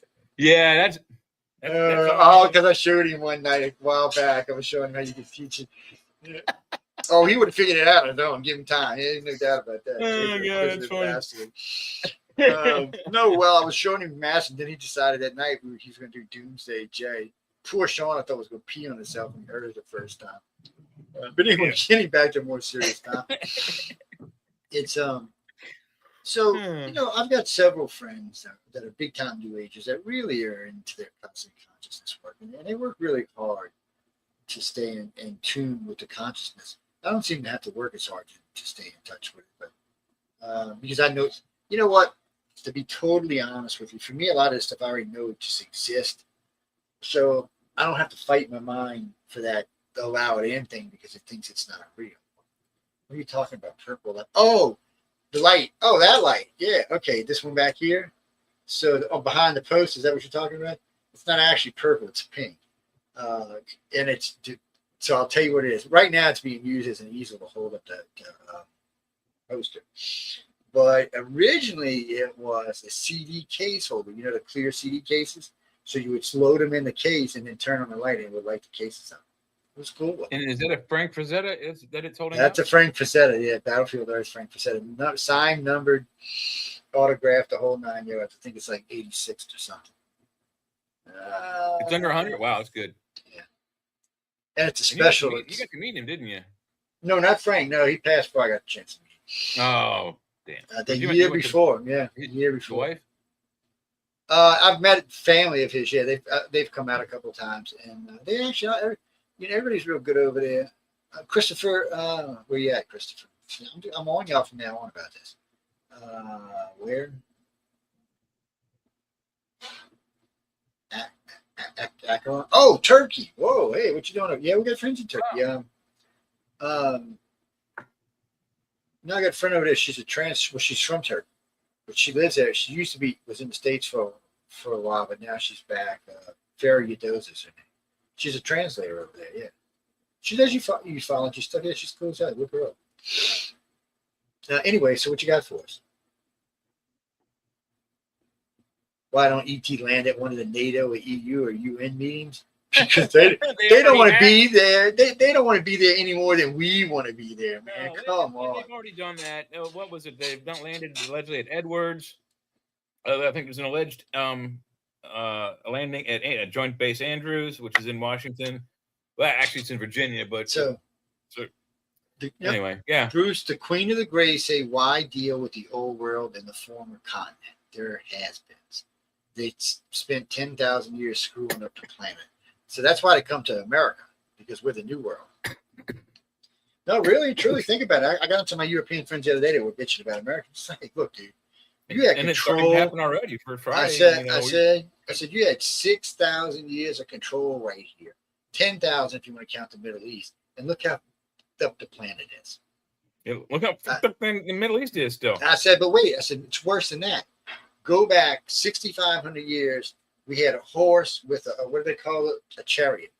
And come up 5,500 years, we had a horse and a carriage. Just 150 years after that, we invented 110 years after that, we invented flight. Once America was born, for the 250 years it's been alive, there's been more change in this planet and its entire existence. The entire existence of man. There's been more in 250 years of this country, we have innovated every aspect of human life. We didn't have to invent it all. Country living, growing, manufacturing, war. We're really good at that. But medicine, name a technology. We invented the radio, the television, the motion picture. Well, simultaneously with the guys in France, but ours were still better. We invented the internal combustion engine, steam. It's Jack. There's a lot of things, but it's not just that America invented so much. America inspired other people to invent just to keep up. And things started changing, and it started changing fast. Look where we are today. Just think about this. Less than 100 years ago, people riding around on horses, man. Come on. We've got how many people are on the space station right now, spinning around the Earth at like 20,000 miles an hour? There's like 5 or 6 people up there. So if you can take all of that energy and start using that, channeling that towards a consciousness, you can actually affect change. The problem for Earth is you might convince 25, maybe even 30% of humans that the consciousness is real and that you could do these things with it. But the other 70% would probably be a hindrance because they would probably be thinking hateful shit the entire time you were trying to do anything. We've only touched on a few things of like what our consciousness can do. We've touched on empathy, teleempathy, telekinesis, and telepathy, talking. What else could our brains do? Allegedly, there's pyrokinesis, the ability to start and stop fires. That's pretty cool. With telepathy, not with telepathy, with telekinesis, if you get good enough, what would happen? You're bulletproof. You see behind you. No one can ever sneak up on you. You could fly. You like Superman. You no problem. The speed of sound. The gamut of what basically, if you unlocked, I mean, they say we only use 10 to 11% of our brain. If you unlock the other 90 to 89%, what else could we do? Instant regeneration, polymorphism. You can change into any creature you ever seen, touched, or sampled. I don't know about that one because that involves turning your body into matter. It's on a different level. I admit, but if we don't know, I mean, if you open up, well, no, I would figure either your species would have to be born in that type of matter, or eventually, like with the light beings, because light beings say they were like us 2 billion years ago or 3 billion years ago. And they evolved form like the Odo, like Odo. Odo. Like the Odo. Yeah, you could do it like that.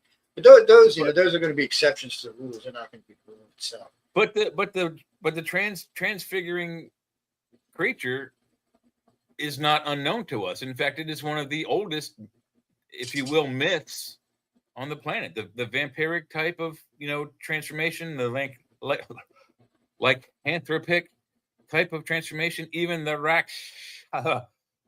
I don't doubt there's things that can have appearance of changes and stuff like that. But as far as converting yourself into something else, that's going to be hard. Well, I'm not saying convert. What we don't know how these polymorphisms. It could be telepathic in nature, the Rakshasa or the vampire or the werewolf or the were-rat or the were-tiger. If you've ever played D&D, they have a were-elephant. It's about any creature on the planet can somehow you laugh, but it's a game, But there's stories. There's a scary enough of you fucking wear. The dog men and stuff like that, and the coyote men. So it's not an unusual story that humans somehow polymorph or regress into an earlier form. Even monkeys, I mean, look at the what was it? The movie Altered States. He regresses to like a Neanderthal, and he gorillas through the city as a Neanderthal and breaking stuff. And then he breaks into the zoo. I know he's hard to keep on topic. An antelope and eats it raw, then falls Chris asleep. said, "Get your ass back on topic and stop getting off the topic."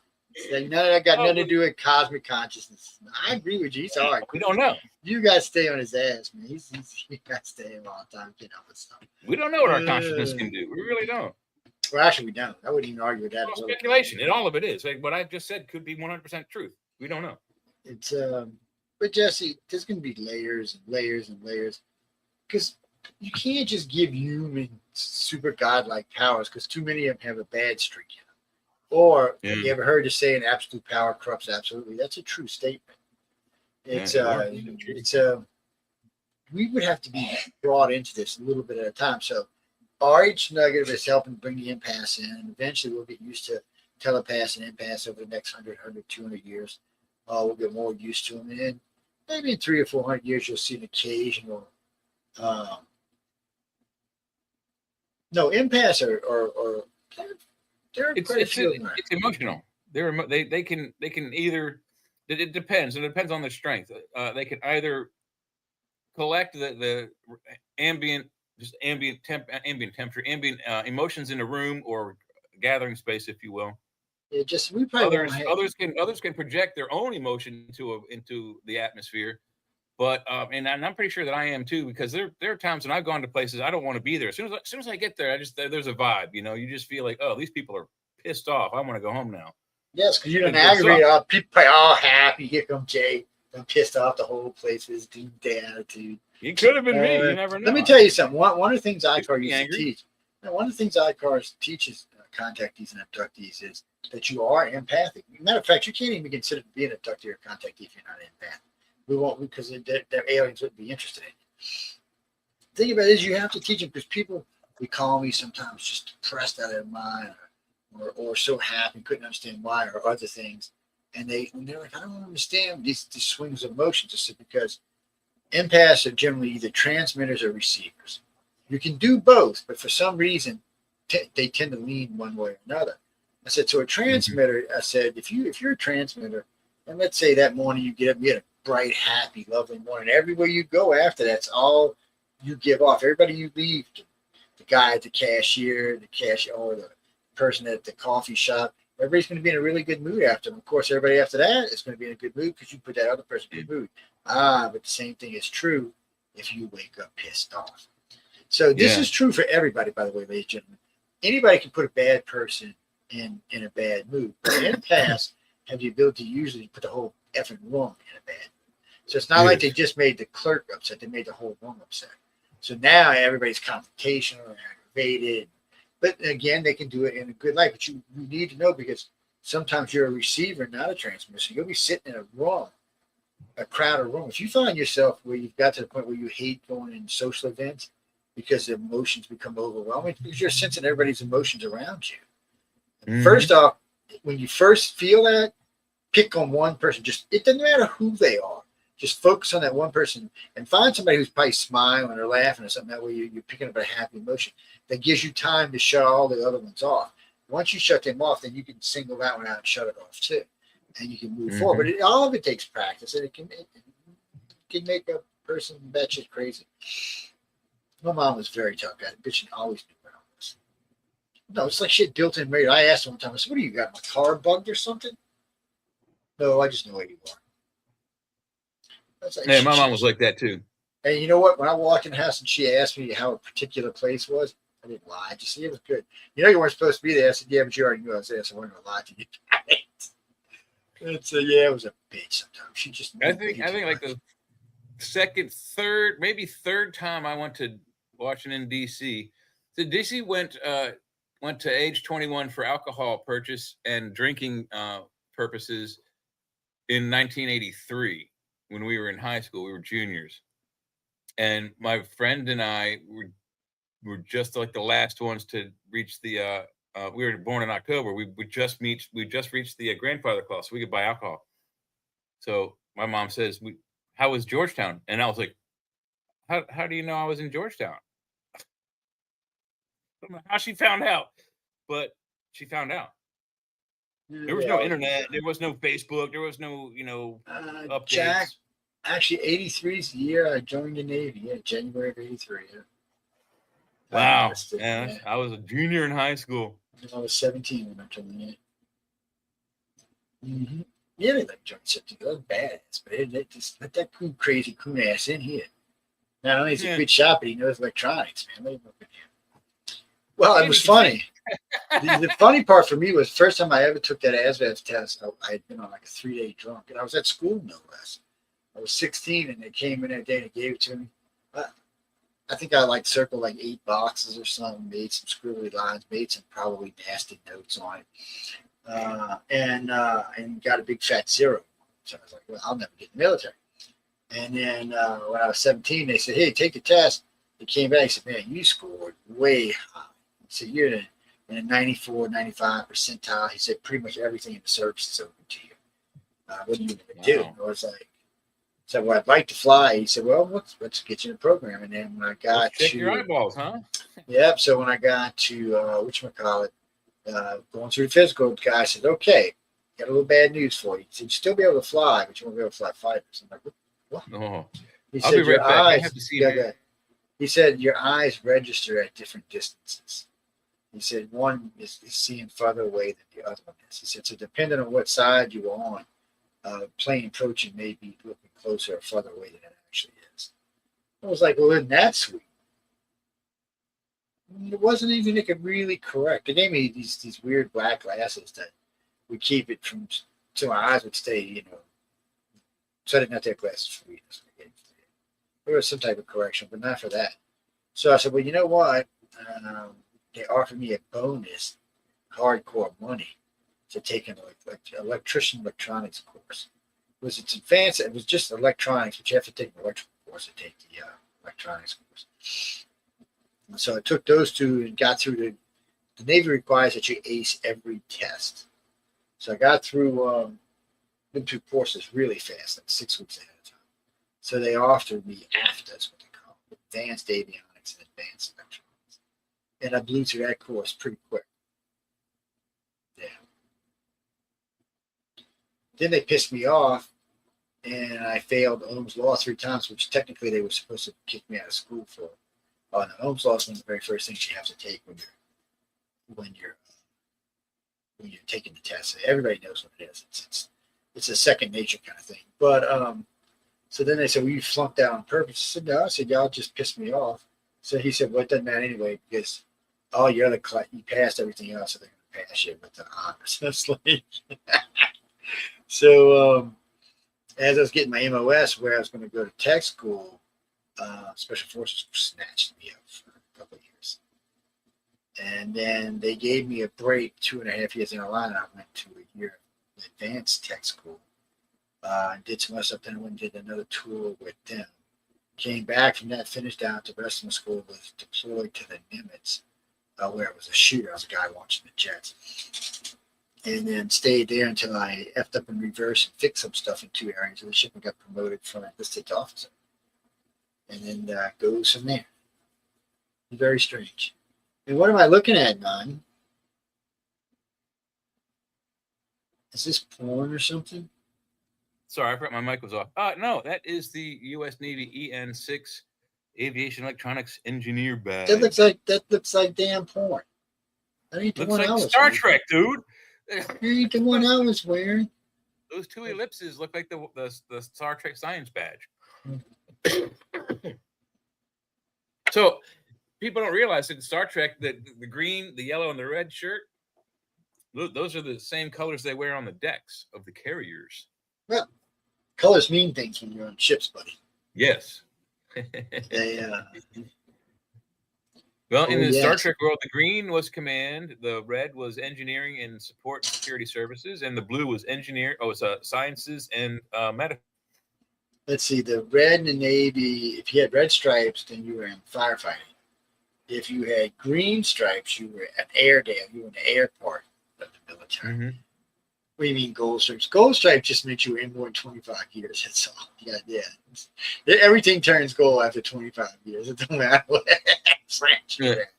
In Star Trek, if you had silver braid on your wrist, and the braid, the rank braiding is on the wrist of their tunics in the original series.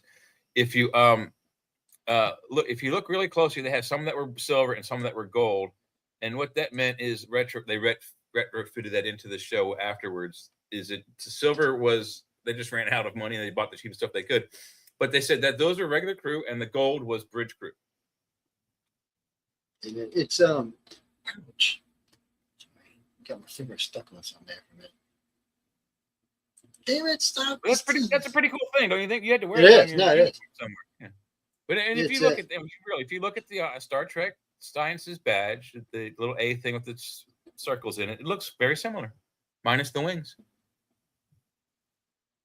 You know, Jimmy, different colored stripes just meant you were in different parts of the service. Yeah, they all have their own colored stripes. There's like hash marks. That's like what? Everyone is 10 years or 5 years? No, I think that every 4 years you get a hash mark. And then there's the one. And then at 20 or 25, they turn gold and they get fatter. It's different. Yeah, everything turns gold. Yeah.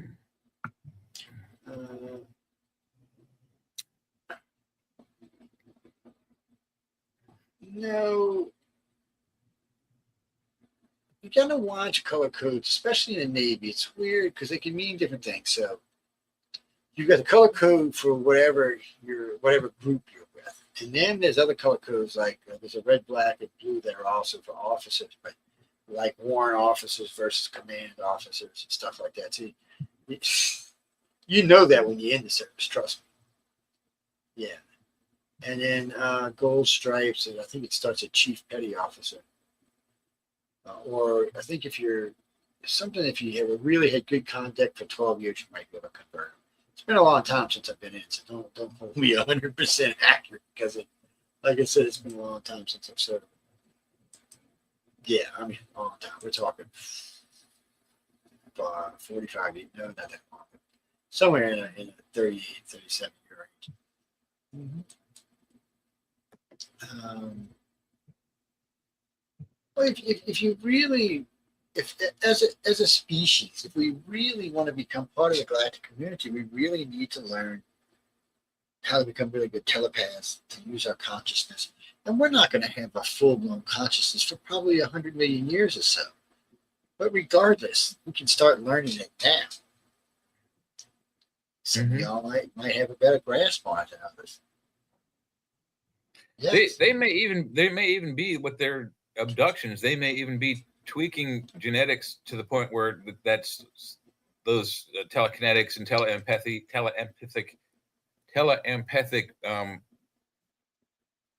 parts of our brain are turned on. And that may be what they're doing. We don't. I mean, everything we're saying today is all 100% speculation, but we can't really know for sure. We just guess. But the data points to there's a group of exopolitical aliens that are experimenting with the biology of this planet.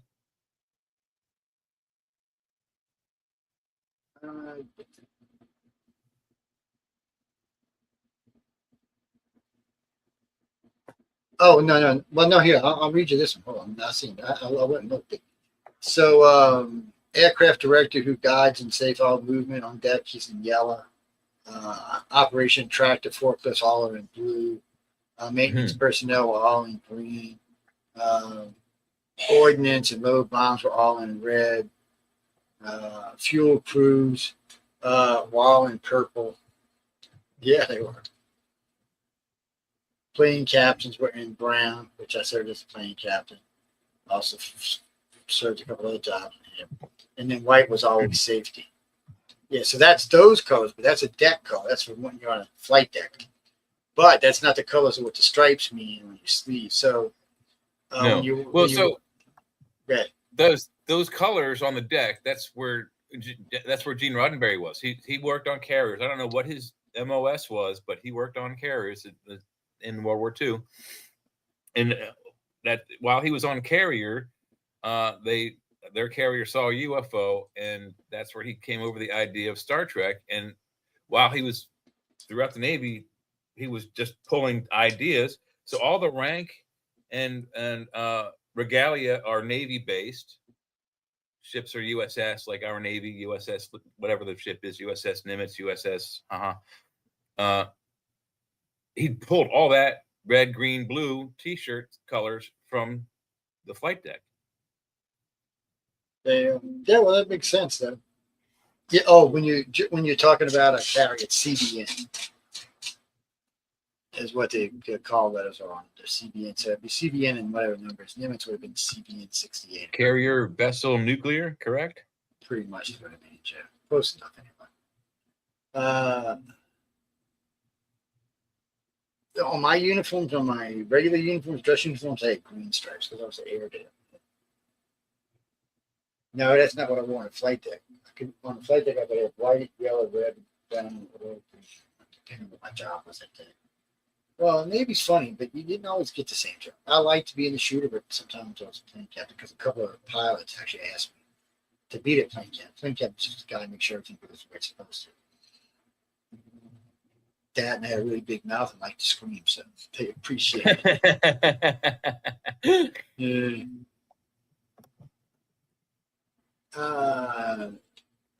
You'd have to probably type in stripes and MOS. Yeah, you know what, I can find out. Let me see. I don't know if it'll let me do it or not.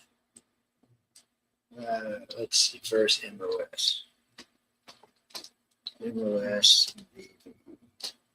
MOS is just what you did in the service, whatever your job. Your job. Yeah. It's nothing particularly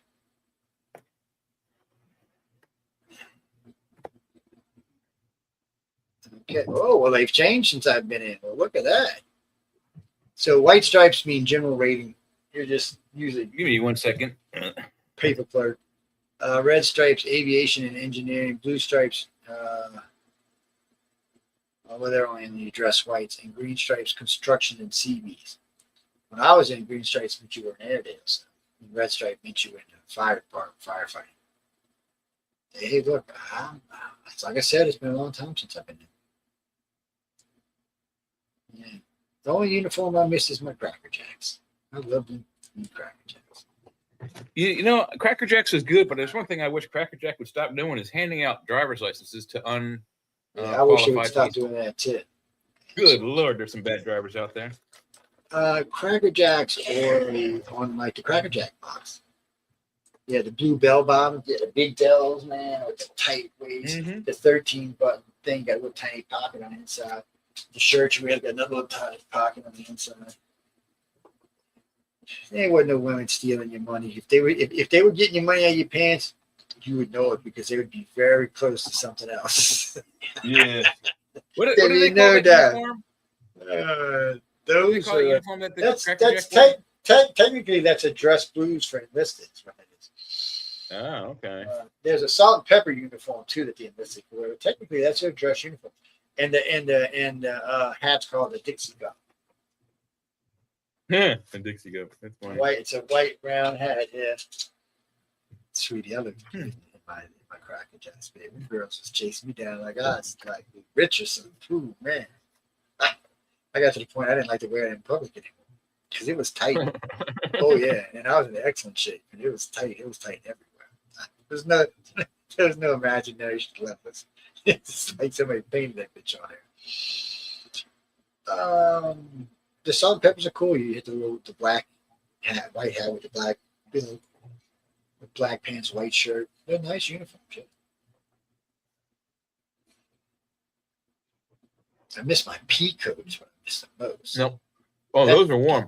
All right. Why were the pant legs so flared out? Why the flood pants? But those are dress pants. They're bell bottoms, man. What the hell are you talking about? Well, yeah, that's part of the dress uniform. Why they had that? I mean, was there at one point did they have wide? Well, back in the day, the swashbucklers all wore those bell bottoms and the puff sleeve shirts and stuff. Yeah, it's from the pirate days. That's what I'm thinking. They can say whatever they want, but it seems like that's where it came from. Oh, we went in Spain, and it's like 7 of us. You know what's cool? Tight out, but if I'm not mistaken, I do believe, I'm fairly certain the U.S. Navy is the oldest military organization in the U.S. of A. It actually formulated 1 year before the country did. The Navy. It's weird. No, it was fun. A lot of weird stuff goes on in the Navy there. The military is, people tell me all the time about the military, and I said, if you want to experience the social government, join the military. Well, it's not that they give you everything for free, because they don't. Let me explain how the military really works. So if you're enlisted, you want to live on base, you'll get a dorm room. Usually you'll share it with somebody, maybe two somebody, depending on where you're at. You want to live in an apartment. They do have apartments on base, but you have to pay for those. And they don't always give them to single guys. So, yeah, generally they want to give them to families and stuff like that. But they do have, if you want to live off base, that's what I did. I lived off base. I had an apartment with a friend. We kept our dorm in the dorm because the school kids were retired. But we had an apartment off where we used to skydiving. We had an apartment in Covington, Tennessee. So, yeah, we'd stay there a lot of times. Oh, do they also give you like an allowance, a monthly allowance for paying for the off-base accommodation? Hell no, they do not. That's no? your dumb man. Oh. No, because you can live on base. Yeah. And you do get 3 meals in a cot when you're in service. So you can go to cafeteria anytime it's open. But if you want anything else, you got to pay for that. They got commissaries all over the place, pizza joints, hamburger joints. I think as far as that goes, if you like say transfer to a base and on-base accommodations are full, I think that at that point they give you a stipend for staying off base. You don't go to a base if it's full. You go to a different base. Oh, okay. Yeah, we don't play with that stuff. Or they'll tell you there was a snafu. No, because the schools are only so big, so you can't. There's no way to put them. Even if they could come there and stay, they wouldn't be able to go to class. So they would just be walking around. So they wouldn't send them there. And if it's somewhere they're going for duty, then they're already duty assigned, which means their room's already assigned. Whether it's a ship or a base, So it's just something that the way they do it, and they have the ability to shift people around with no problem. They're big C-130s and stuff they can use from the Air Force. They got their own big planes they can use. So, I mean, it's Hunter weird. Army Airfield is the East Coast's most busiest U.S. Army airfield. Now, I will tell you, people, some of the big advantages of the military. One, you could take military hops anywhere. The only downside to military hop is, they were free, and you could go anywhere one was going as long as they had the space. But coming back was up to you. You could get another one coming back, but you had to leave when they leave, whenever it was. And you had to be there because they would just leave without you, and that would be the end of that. And then if you were AWOL because of that, you still got in trouble, even though you were taking military hops, because you're supposed to know you're supposed to be back at base. So, but other than that, they worked great. And then you could rent like a SUV or a boat for like $1 a day. A what? Oh, yeah, an SUV or a boat for like $1 a day. $1? $1 a day, yeah. Well, that sucks. Yeah, that's all it was. It's all it cost. It was $1 a day. You rent you a nice SUV, nice camper. How much would a jet ski cost? You could probably get 2 of them for $1, huh? No, everything was $1 a day. Yeah, it was $1 a day. And now, if you were going to take it off base, then it went up to like $5 a day. That's still. I mean, come on. It's dirt cheap, man. Plus, most places you went to stay gave you half off if you were military. So. Yeah. Oh wow, that's nice too. Oh no, we went all over them to death. We rented matter of fact, for like 3 months, we rented a nice 28-foot camper trailer. We took it out. We kept it out in the desert. Yeah, they didn't care. So I got a good question for you based on human consciousness here. So we have a vast military. The U.S. does. All the big countries do, really.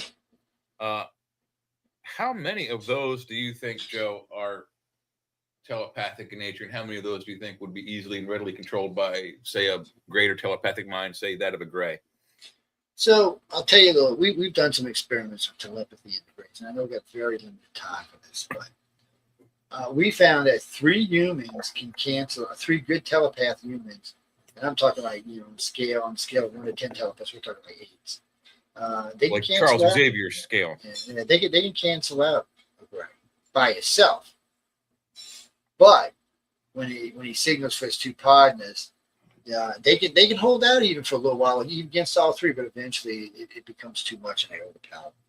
And I think the Grays don't intentionally go out of their way to harm them, because I think the Grays can make it happen way faster, but they don't seem to. It's almost like they're showing them, how this works. And there have been times that reptilians and the humans have gotten in trouble because. One of the things we teach is if you feel like you're being harassed by one of the aliens sexually, the only thing they respect is a forceful no. And I don't mean slap them, hit them, because you're not going to. One of the big reptilians and humans, you could hit him all day long. You're not even going to face him. But if you put that telepathy in their head, that no deep into their head, they told us that. That's how we found it out. And we've been teaching contact techniques ever since. And since then, we get far less cases of anybody getting friendly when they weren't supposed to. Jack, we thought the reptilians were the worst about sex, but it actually turned out to be the human aliens. Even though the refs aren't much better. As far as I know, the Grays don't want to sleep with anyone. So. Yeah, and the Charles Halls, tall whites, they don't seem to be, except for on a probably morbidly curious factor, not interested in us sexually. We're quite funny. And on top of that, they're 9 foot tall, so I doubt any human member would. Yeah, and apparently, as advanced as they are, the tall whites of Charles Hall, they seem to be very easily spooked, and they do. I think I don't know if we ever got the full actual story, but he's convinced that the guy before him was he was like the weatherman at this base in Nevada, or not so much the weatherman, but he went to the various weather stations and observed the readings on the instruments like hourly or whatever.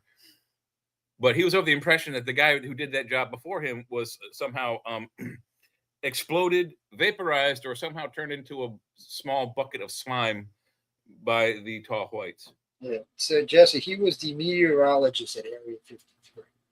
And, that's the word I was looking for. Thank you. And that's one of us always gets it, so we don't have to worry about that. That's what he did. And Jay's absolutely right. Under his own testimony, he said that the guy he replaced was just say badly ended by the aliens. No, he meant it like that. He said it was a horrible death. Whatever that meant, I don't know if they have some kind of disruptor ray or something, but he said it was a horrible death. And after that, it was described as slow and painful, is all it really he says. And then after that, he was told, to be, and he said on at least 2 occasions he thought, because one time he just reached for the kid out of concern, humans are, and the mom almost killed him. She hit him so hard, knocked him, left an imprint on the door when he hit the door.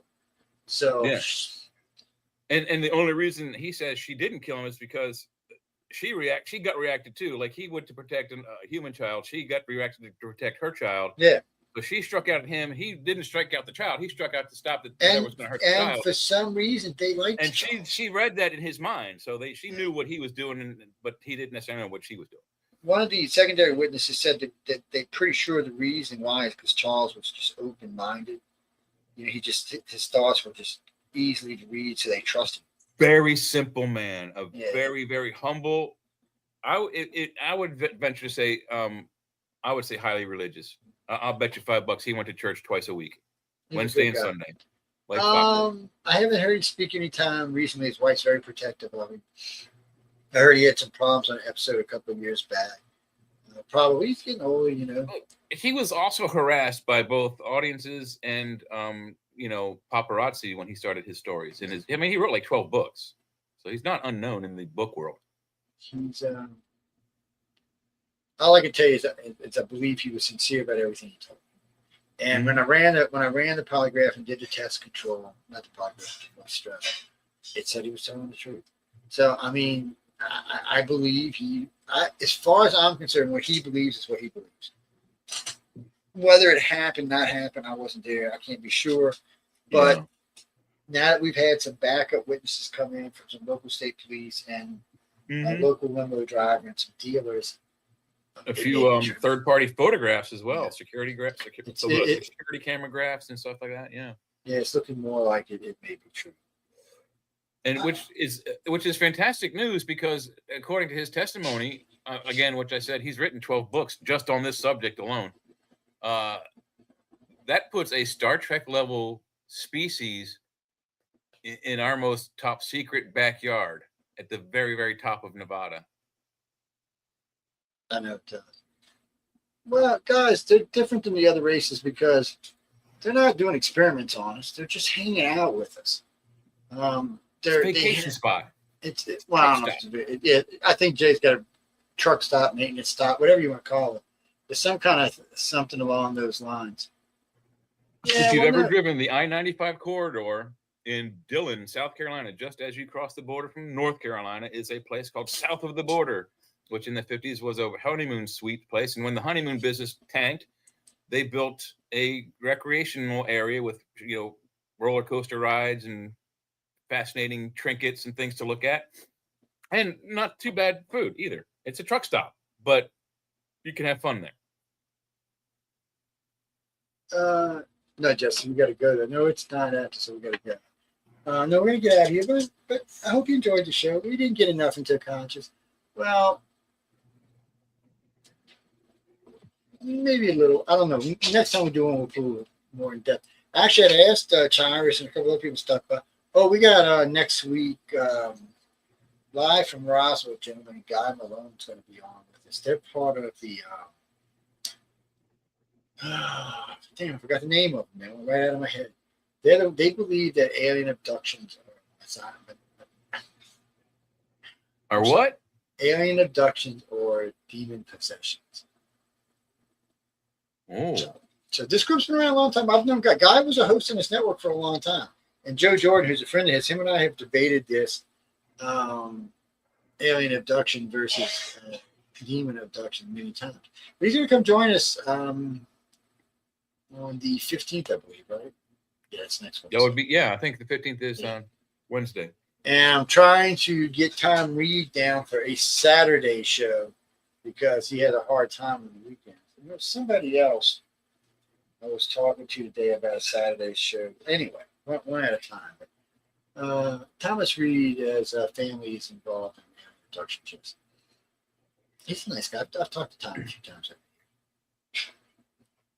Yeah. Well, we have different schedules, and Wednesday's a hard day for him. And well, he does his own show. No,